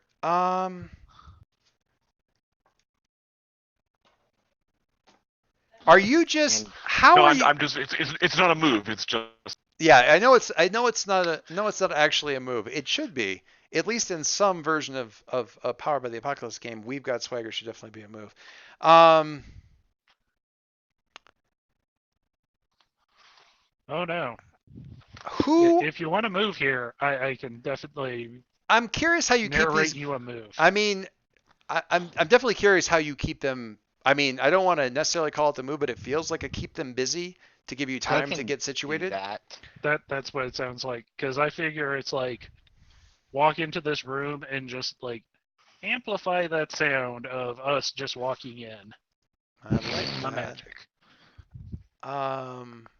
I want Win. What were you thinking? Because I'd like to see you. I'd like to see how you. I mean, basically the idea here is that in some way, shape, or form, these initial guys who are like watching the entrance and have their crossbows ready and call it a thing are cowering back initially from whatever it is that they see. So, Yeah. what does that They're- look like? There doesn't seem to be much light, correct? Yeah, no, it's pretty shady, and certainly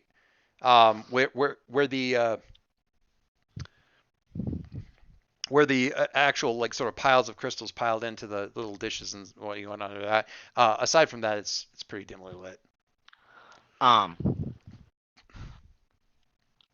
I feel like because these people have to, or they're probably from this town, or Sure. at least have seen the Oh yeah, great statues.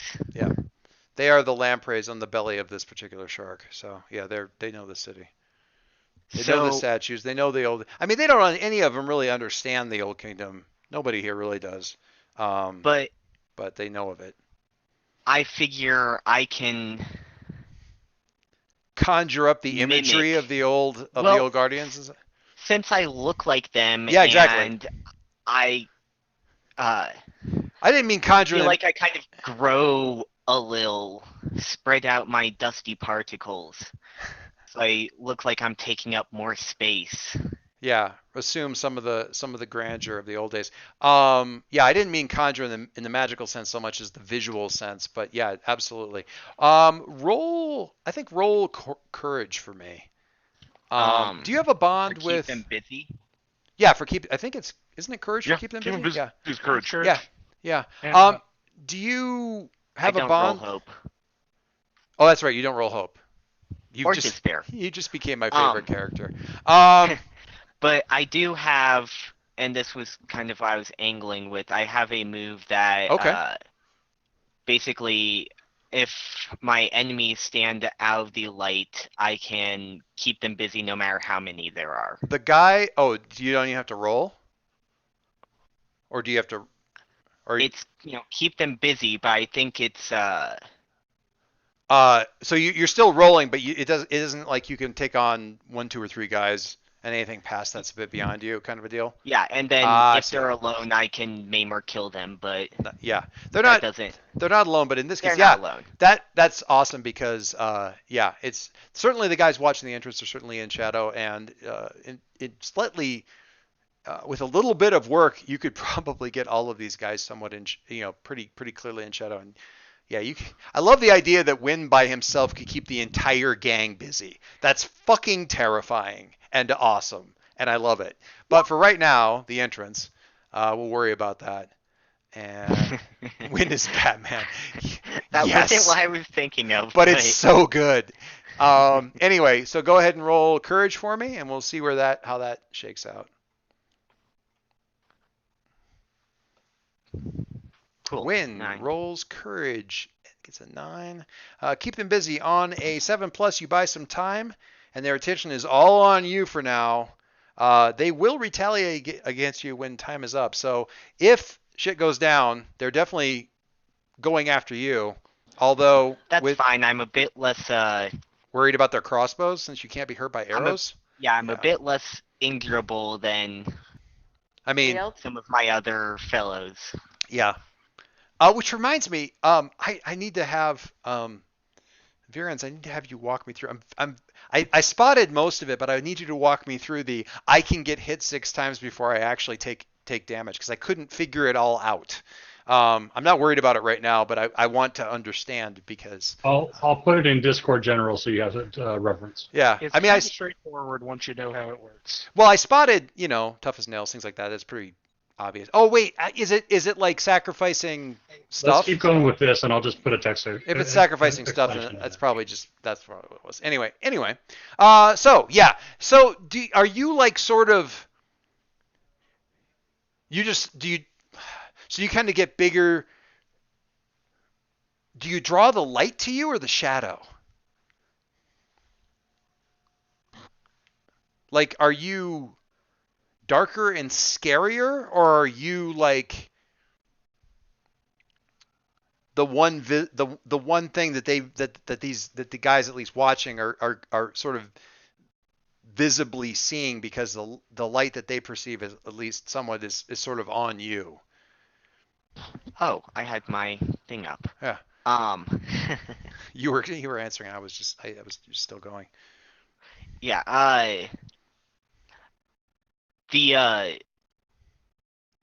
it's getting darker, Okay.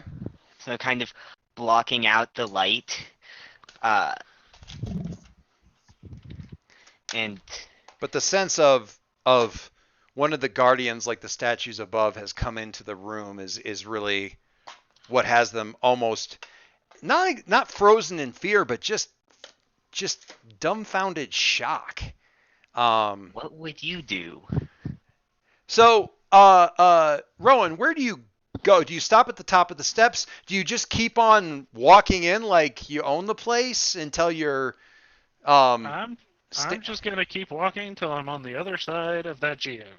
so you're So just not talking through a geode. straight through the middle or kind of around the edge or what do you do here? Around the edge, Oh. like So you just kinda like I just love the idea because all conversation just stops.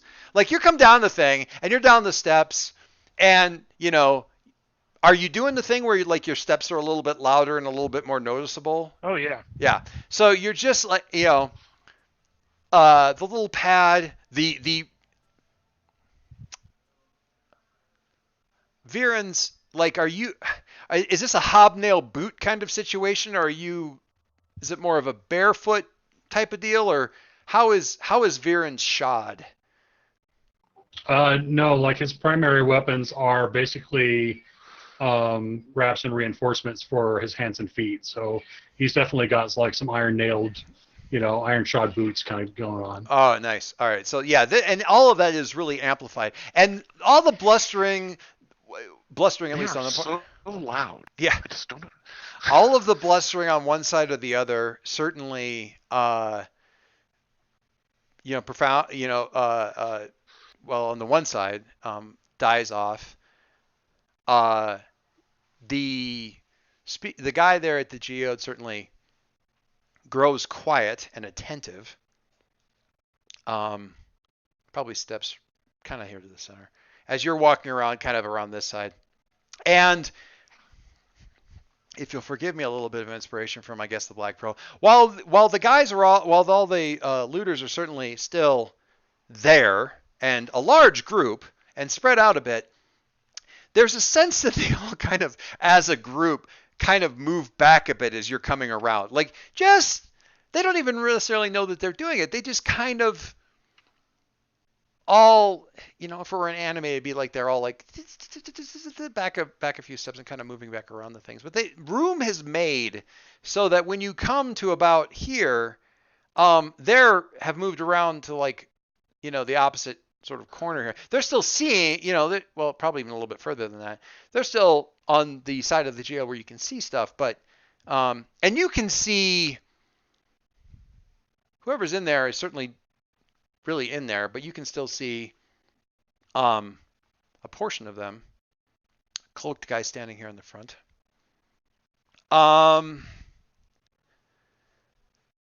As you're coming around, the guy standing there pushes his hood back. It's probably handsome, very, very, very handsome guy. Van Dyke, long hair pulled back in a queue. I I mean, do a Google search for handsome wizard. I'm sure you'll probably come up with something that'll work. I've got one that I know exactly. I know exactly. I didn't expect you to do this, so I didn't go and look for the picture, but I know exactly which one who I'm thinking of. So I'll just kind of scroll through that while I'm thinking of it. So don't worry about that. Anyway, he pushes his hood back. Are you behooded and mysterious? Or are you just walking in here, easily recognizable? I'm easily recognizable. Rowan, and this is Eki of what was his location? Eki of Bornair. So Bornaer. Eki of Bornair, which is a location that does not exist anymore, which is how old he is.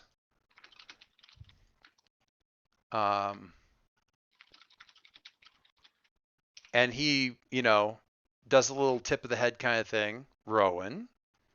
Edward. Edward? No, Eki. Yeah, Edward. He gets a little crease right between his eyebrows.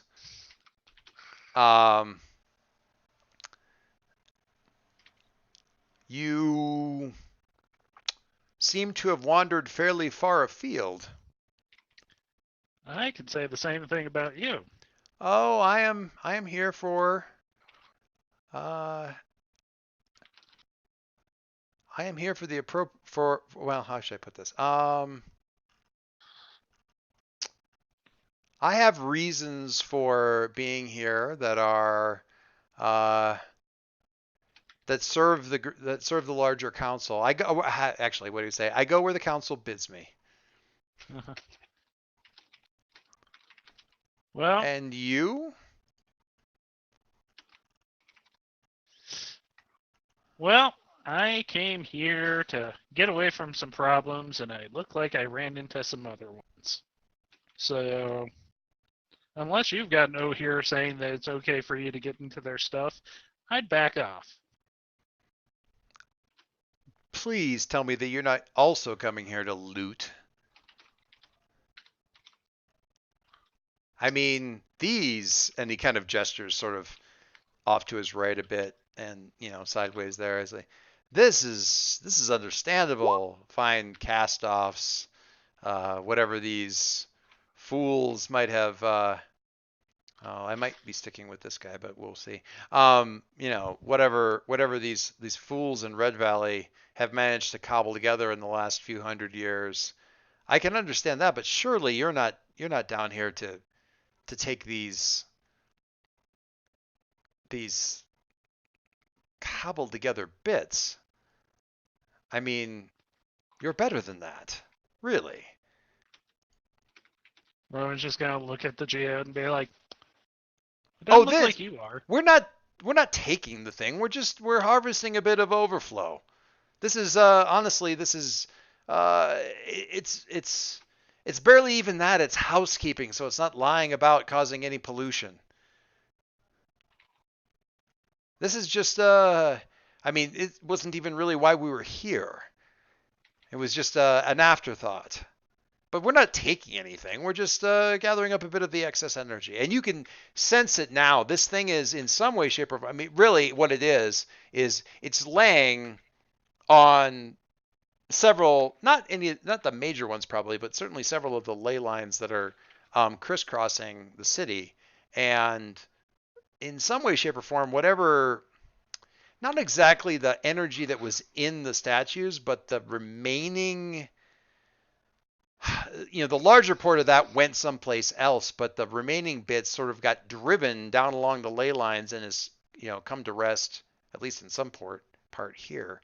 And whatever the other person there is doing is filing like it if away. The statues were a dam, this would be like the spillway where some of the overflow. Sure, yeah, it's at some seismic level, almost like taking the aftershocks and sticking it in some place where it can be.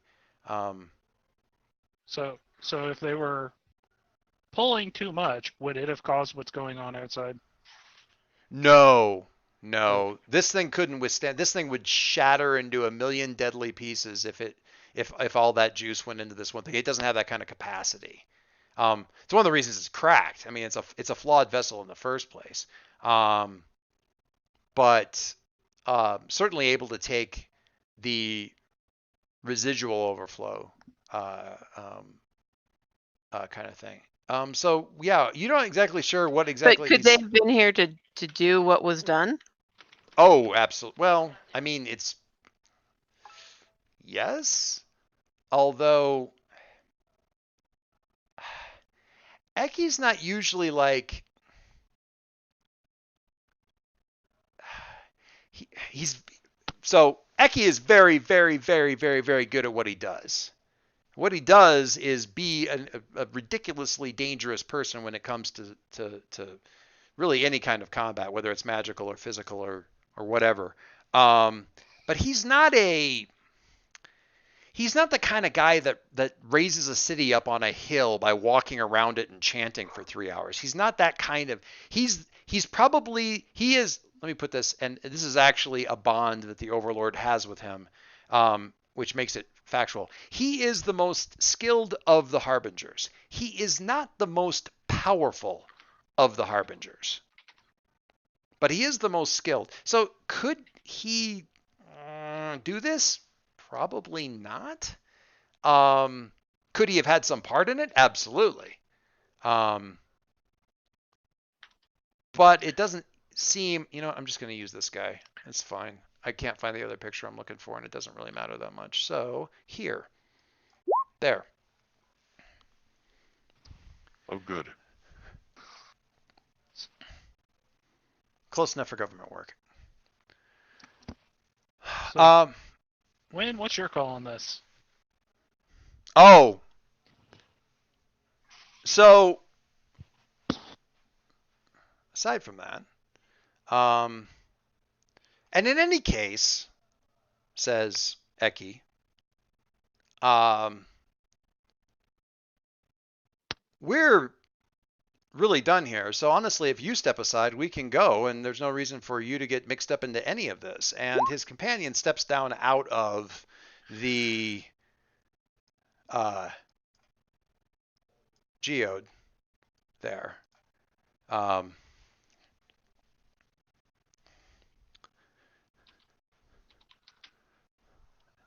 When that armor is your people's armor, what does it signify?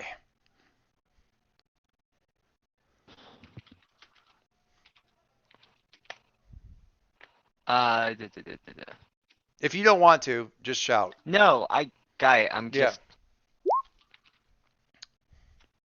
scrolling.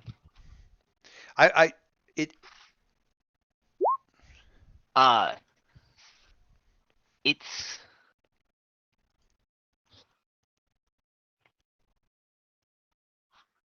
Chad Awesome Sauce. I think it's Edward.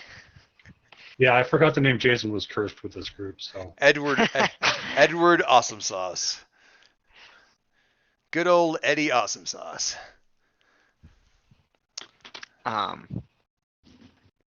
I'm a little annoyed I can't find the picture I was looking for, but it doesn't really matter. Anyway.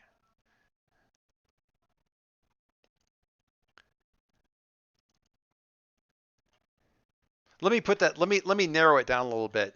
This person, this armor is the armor of one of a protector of your people.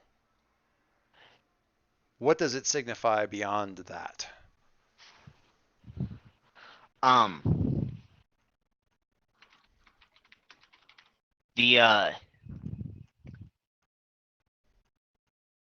It signifies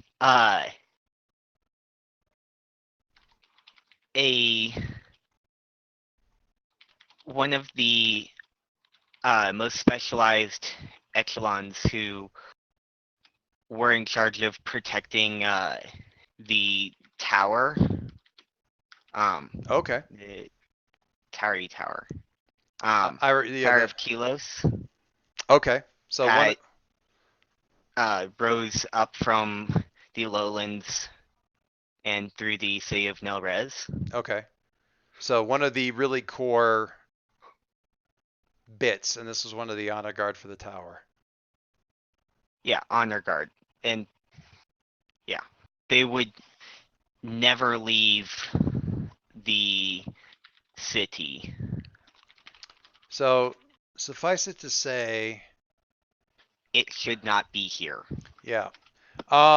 They're holding, it's not, it's simplistic to say it's a crystal thing.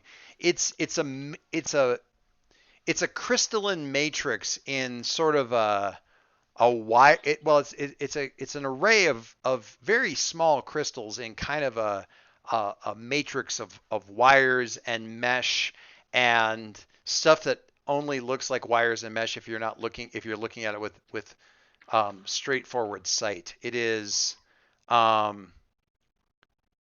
an intricate little device that they're holding that it really seems to be almost sustaining its shape on its own. You're not even entirely sure it's touching the palm of their hand. You can see, and this is a funny little conceit of the Nalras. I'm throwing this in here. There's eye holes in the armor, but it's not. I mean, it's a meaningless kind of thing. Although you can see light from within it that flares when this individual sights Wynn. You were the last to stay in the city, right?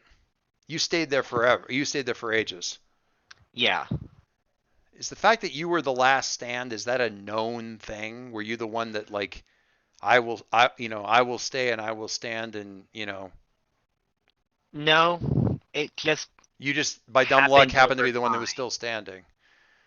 Yeah, it happened over time as some people fell from their oaths or left in search of the outside world of any remnants of the Empire, Gotcha.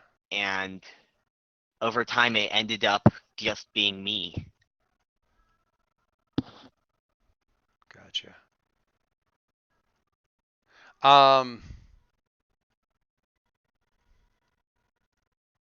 Okay. I'm going to look at. Gotta go over here. Sorry.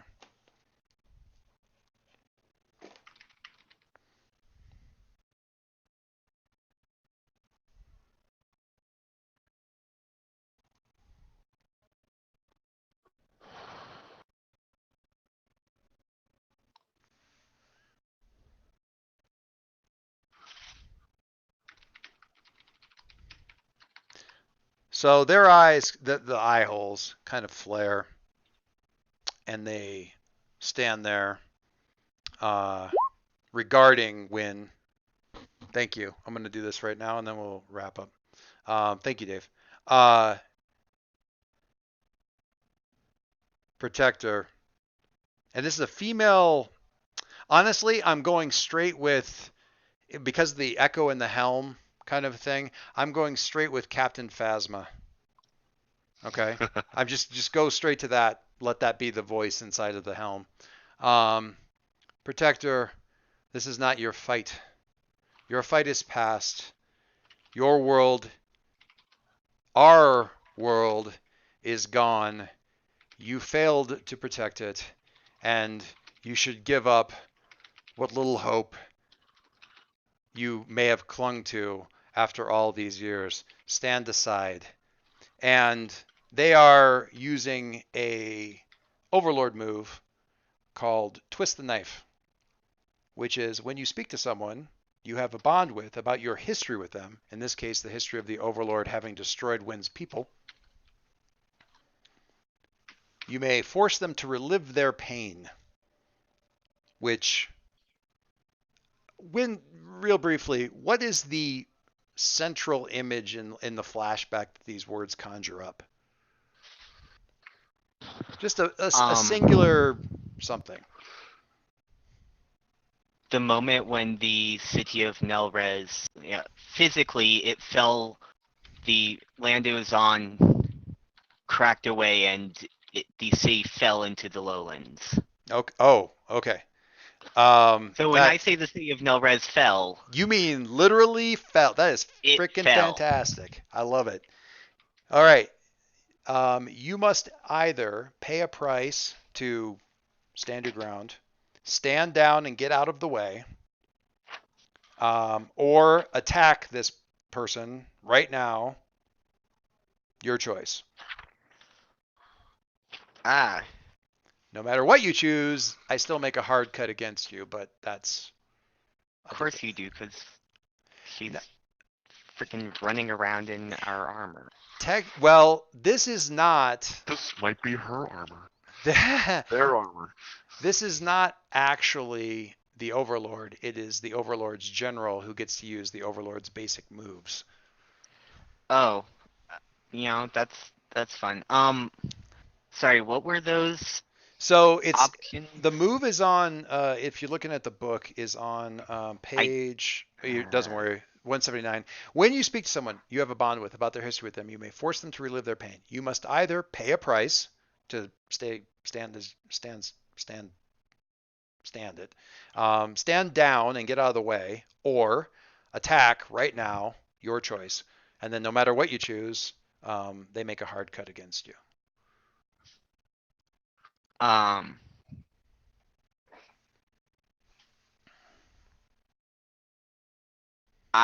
I'm going to attack.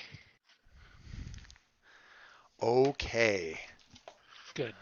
There's been I'm just saying centuries, ages of regret, and now this person shows up in our armor and tells me to move on, give up hope.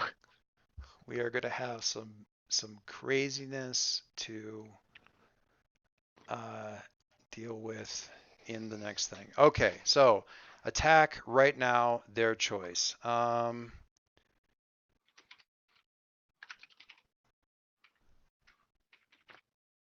right. So keep in mind, this is the first time any of this stuff has happened, guys, so I'm going to be unpacking a lot of this stuff. Yeah, I'm like searching around trying to find where this stuff is. Yeah, a lot of the basic move stuff is, there is a basic moves tab underneath everybody's character sheets in the right-hand thing. Yeah. If you can pull that up. No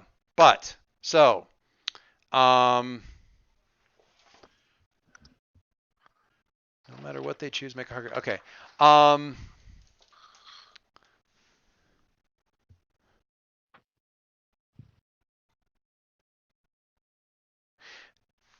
As a threat to the world, which the general is,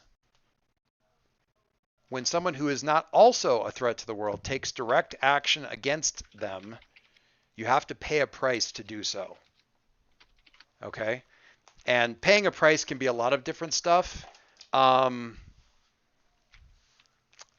the price is a basic move. Pay the price is a basic move. So, yeah, thank you. We're just gonna.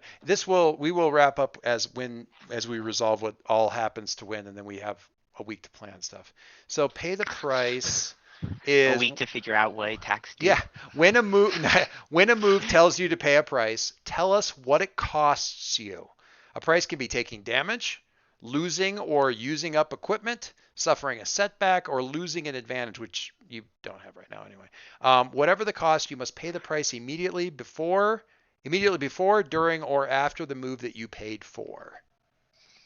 So if it's like, I'm charging in, but I'm using up my armor just to get in close enough, blah, blah, blah, blah, blah.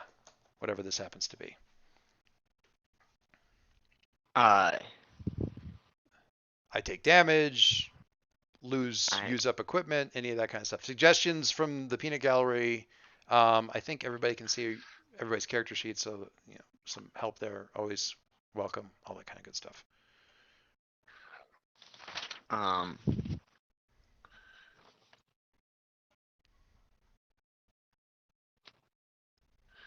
I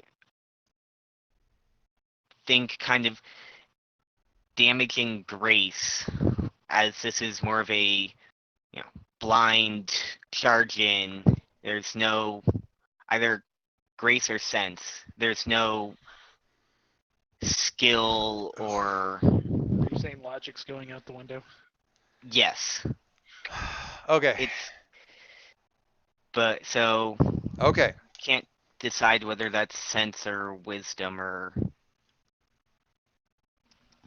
Sense is logic, wits, and observation. So if you're single-minded focus, Probably not a bad one. I think that makes, certainly narratively that makes sense. okay. And then, so you paid a price by taking the damage directly to your sense.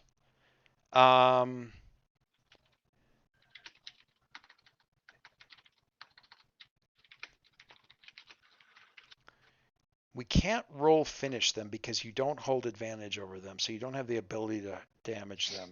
So somebody help me parse this. So you have a lot of ways to get advantage. One of those is to use up one of your companion's stats if you have it. Okay. like When if Hambone comes in and right, chews on somebody's leg. right. Can it be anybody's companion? Because Wynn doesn't have any. I would be happy to have crossbow support kick in here, for example. Yeah, which is totally fine. I mean, there's a lot of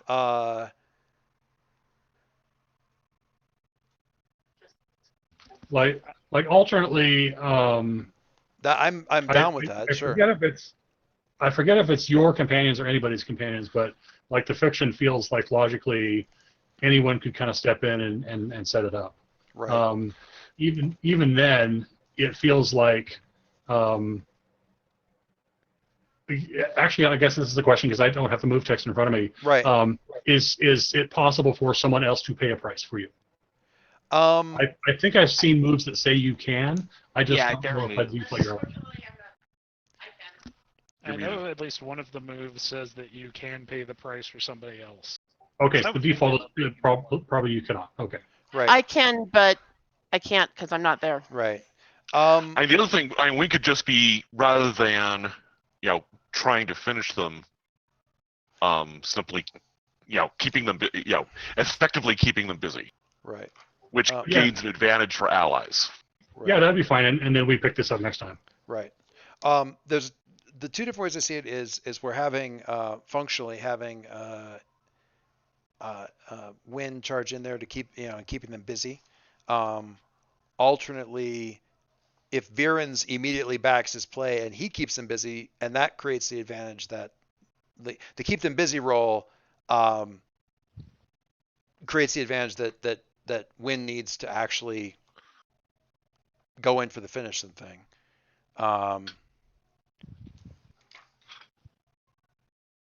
That's also an option. Which do you feel like when are you going to like engage here and try to keep this particular person busy so that the rest of the group can deal with everybody else, or is it just like kill? I am just charging in there to attack her. Okay. There will be dice rolled for this. I want to make sure that I'm getting it straight. So I'm not going to do it right now. Because there's a whole bunch of stuff to unpack here. So you may be rolling finish them or some other sort of roll. It's equally likely that you're going to be rolling blood, because if I'm doing the math right in my head, it's possible for her to hurt you like 3 times in quick succession or something like that, possibly at least twice more. So it's pretty brutal. Like you could just say this is an overcome, which does not require advantage or anything else. Right. You just avoid redirect, prevent harm. And that it might end up dropping down to overcome rolls because it's given the current circumstance. I want to make sure this is legit. With the companion, it's a general. Do I give you guys the names of their stats? I feel like I do. Yeah, I believe unless they are Secret. Right. Then yes. Also, I was going to ask this. So I'm guessing for your level up, you got another general then. No, this is the main one. This is Sifley. Okay. This is So Sifley. only one of them's a general then. Yeah, the other guy is just one of the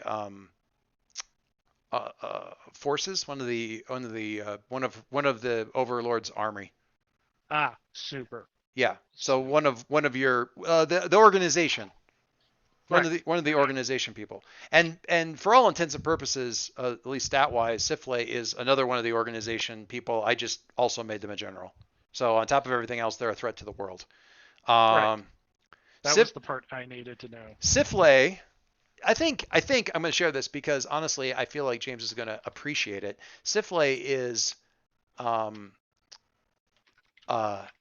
general. It is under the organization the honor bound. So they are the honorable member of the group that serves the Overlord. Not in that armor. No, they're actually one of the they're one of the they are one of the honor guard from the tower. There you go. They're one of you. No, I'm arguing the honor part. Their stats are their attributes are for my honor, mercy, and unrelenting. Which is an odd combination. Yeah, they will show mercy to anybody. They'd prefer to show mercy to anybody. There are ways to make that stat be damaged. Usually has to do with how it interacts with their code of honor. While they're observing their code of honor, they functionally cannot be damaged, defeated, or taken out while they're observing their code of honor, unless they break their code of honor. And the flip side of that is if you observe their code of honor and they see that you're observing their basic code, their code of honor, they'll actually honor a request of yours. And their last stat, unrelenting, they deal damage to anybody trying to keep them busy, and they deal more damage to people trying to hurt them, trying to actually damage them. So they are ridiculously dangerous. On top of being a threat to the world, which means you have to pay a price just to get close to them, just to engage them. So they're nutbag, crazy dangerous. Dibs on the pretty boy. Dibs on the pretty boy. He's not much better, but the cat will appreciate this. You can keep him busy indefinitely by lying to him. You don't even have to roll for it. Something to remember. We'll talk. Don't worry, I have plans for him. Yeah, Eki is super arrogant, so if you just keep buttering him up, you can keep him busy as though you rolled a 10 indefinitely. Nice. Okay. Yeah. Well, and the thing is, I've got a. Edward. And I'll give. Yeah. Don't stop calling him Edward. Step 1. Stop calling him Edward. And with my sting like a bee move, keeping him busy is. Well, you gives don't. me even more advantages. You don't even have to roll for. Yeah, but yeah, it's as though you rolled a tennis. Yeah. Aside from that, he's also ridiculously dangerous to engage in combat, but it's neither here nor there. All right, so that's where we are. Win is charging. I need to go back and kind of parse through everything and figure out. There may be some discussion about this on the board, so we can kind of walk through it. Can I put in a request? Yes, ma'am. Please. A scene with my small army. Yes. Oh God, yes. That'll be perfect. Can we start with that? Please? Yes. I want to start. Yes. And I apologize. I got all wrapped up in this craziness down here, and no, I was thinking to myself, I'm going to totally do something up there with those guys while this is going on, and it'll be awesome because it'll be like it's like the Zeppo episode. This big thing is happening, and then this other, even more important bonding thing is happening up above, and I completely freaking forgot about it. So thank you for the reminder, and we will start with that and then go to the horrifying screech of revenant rage and clash of arms that will, kind of punctuate that whole exchange. So yeah, that's awesome. I love that. I have that to look forward to now too, also. Yeah. I don't. Okay, let's. There's one last basic move thing we should do before we wrap up, but I don't think there's any yes answers on this one, but I don't want to strand anybody, so hang on. Basic moves, no. Fellowship? No. It's not basic moves. Is it in basic moves? End of session. No, it is. End of When we session. reach end of session, we didn't save or protect a community in need. Did we strike a blow against the Overlord and their minions? Not yet. Did we? We fictionally struck one. We don't know how effective it is, but We'll find out. I think that'll happen next session. I think we did learn about the world and its peoples, though. So I think that's fair. So for that, yes, the group chooses one. You may each choose you may choose an option more than once. Each fellowship player refreshes one piece of gear. Each fellowship player chooses one set to heal. The fellowship and the overlord each choose one player to level up. And you cannot be chosen to level up if you are the highest level player. And we have 4 out of the 5 5. How many Yeah. people have Not a leveled? 2. Who's not a 2? Is it just Win? I'm not. I am. Win and Ann so far. Did Ann level? I thought Ann leveled. No, Win and Ann and Rowan have not leveled. Yes. So, what do you guys want to do? We have one yes, and you can split it up. And I will have you guys go first, so I can pick the most annoying person as the second person. I'm kidding. Somebody's going to be left out in the cold for one more session, although... We should have had 4 people who leveled last. Yeah, time. right? I think Ann was one of them. Yeah, I feel as though that's accurate. I'm looking straight. I thought so too, but I'm looking strictly at character sheets. Oh, did we not get it in, maybe? I'm Well, people might not have looking put in their end of character sheets session. done. Let me look up the notes from last time. It was Last me, time we had Virens and Carabas. Virens and Karabas, the Oh Overlord, no, we had Virens, Carabas, and Ann because and the Overlord. The Overlord There should have been 4. chose Oh, the Carabas. Overlord. Yeah. And the Right. We Overlord. had 2 advances and we spent them both on leveling up. Right, so 4 people did, and there are 2 people left. So if you guys use Overlord, the slots- Virens, Carabas, and Ann. there Yep. you go. So one more spend gets Win and Rowan to level 2. Sounds great. Is that Yeah, accurate? and I think it's definitely a good idea to get Win up to level 2. Just Yes.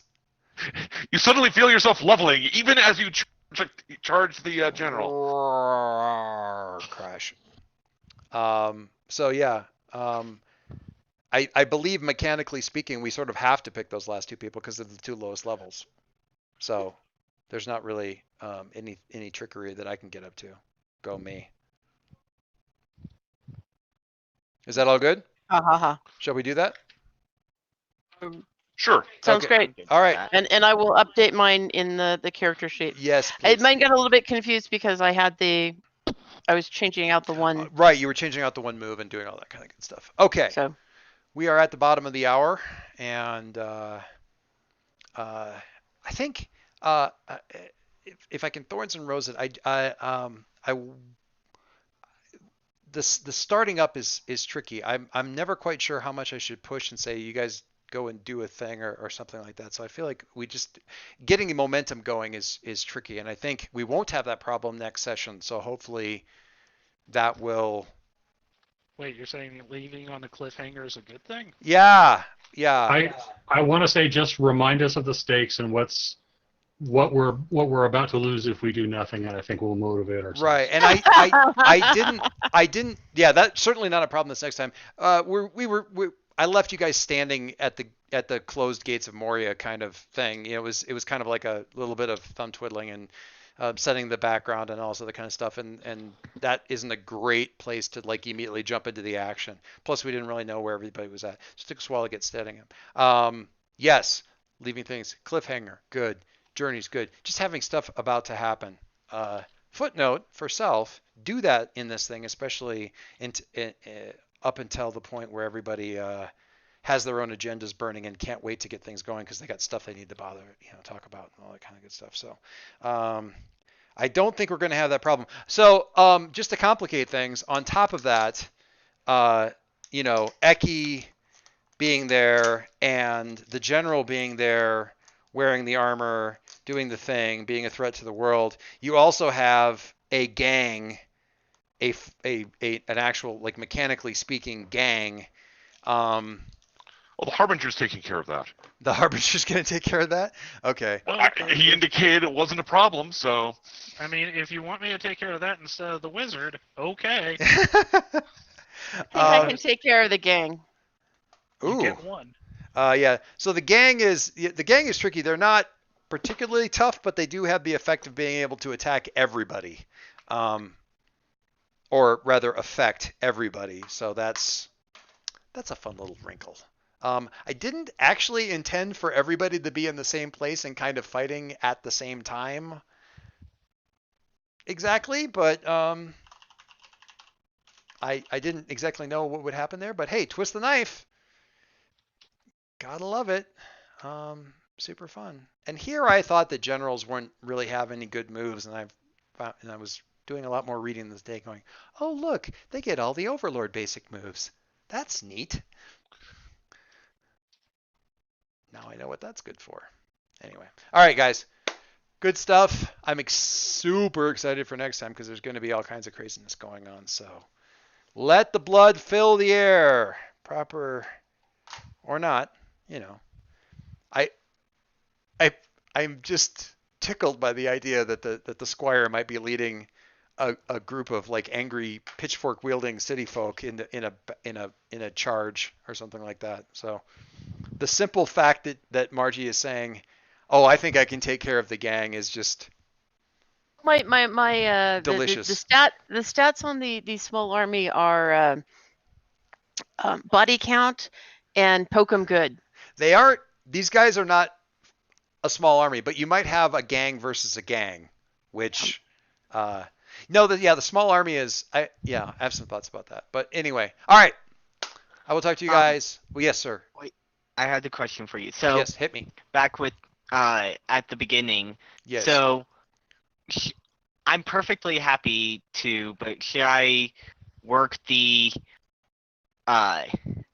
remnant of the O'Here living off in North Dakota? If you want to, you certainly can. No, I mean, I don't know that you would necessarily know about it. Would necessarily know where they are? Yeah, I don't know that you would necessarily know that they were a thing. That's easy to fit in. I just wanted to ask you and let's leave the shape there in case we want to fill it with stuff, and if they're there, but they're the Saxville Baggins. yeah, no. Let's leave the if you can leave the shape of them there, and if we decide to fill it in and say yes, that's what's there's going an on. Easy possibility for them there. Perfect. Awesome. Let's go with that.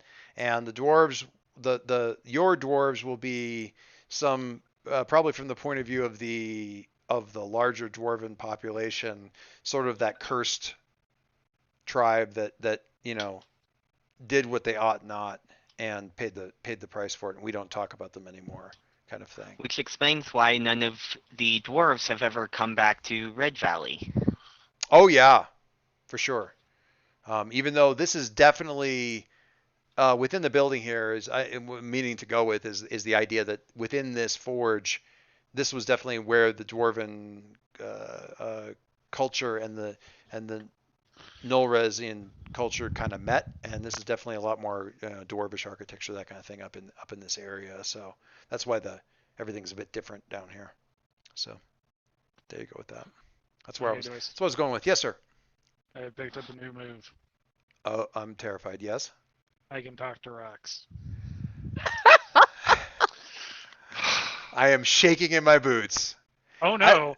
Go take a look at what talking to rocks gets. I will definitely go and look at it. I remember you writing talking about it as completing the trifecta of you talking to weird shit, which I am 100% on board with. But I'll go and talk to rocks.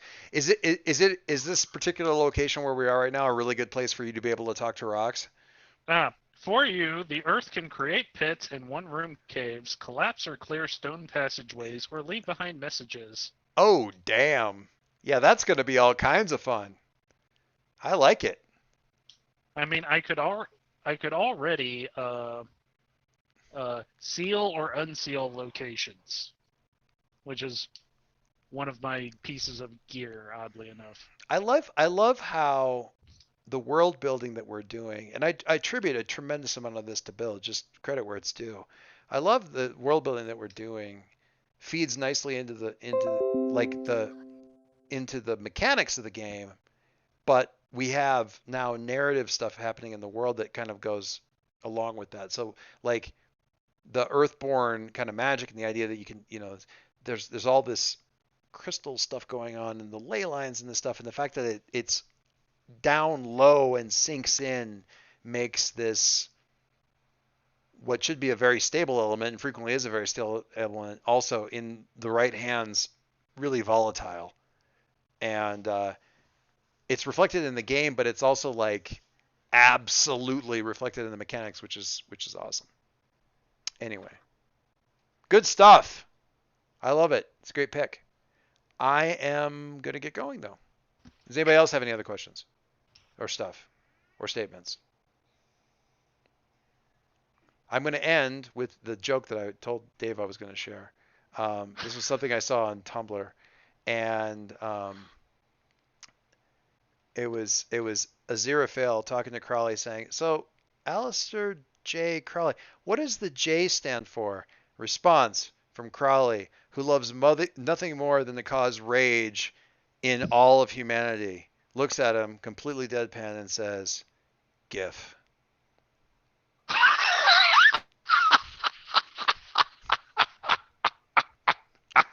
I thought you would probably appreciate that. I do very much. Thank you. Yeah. What's the J stand for? GIF. Anyway. All right. And with that, I'm going to actually stop recording and go on a merry way. Thanks so much, guys. I will talk to you soon and probably have questions about all this stuff all the craziness we're about to get into. Sounds Thanks. good. Good night, all. Thanks.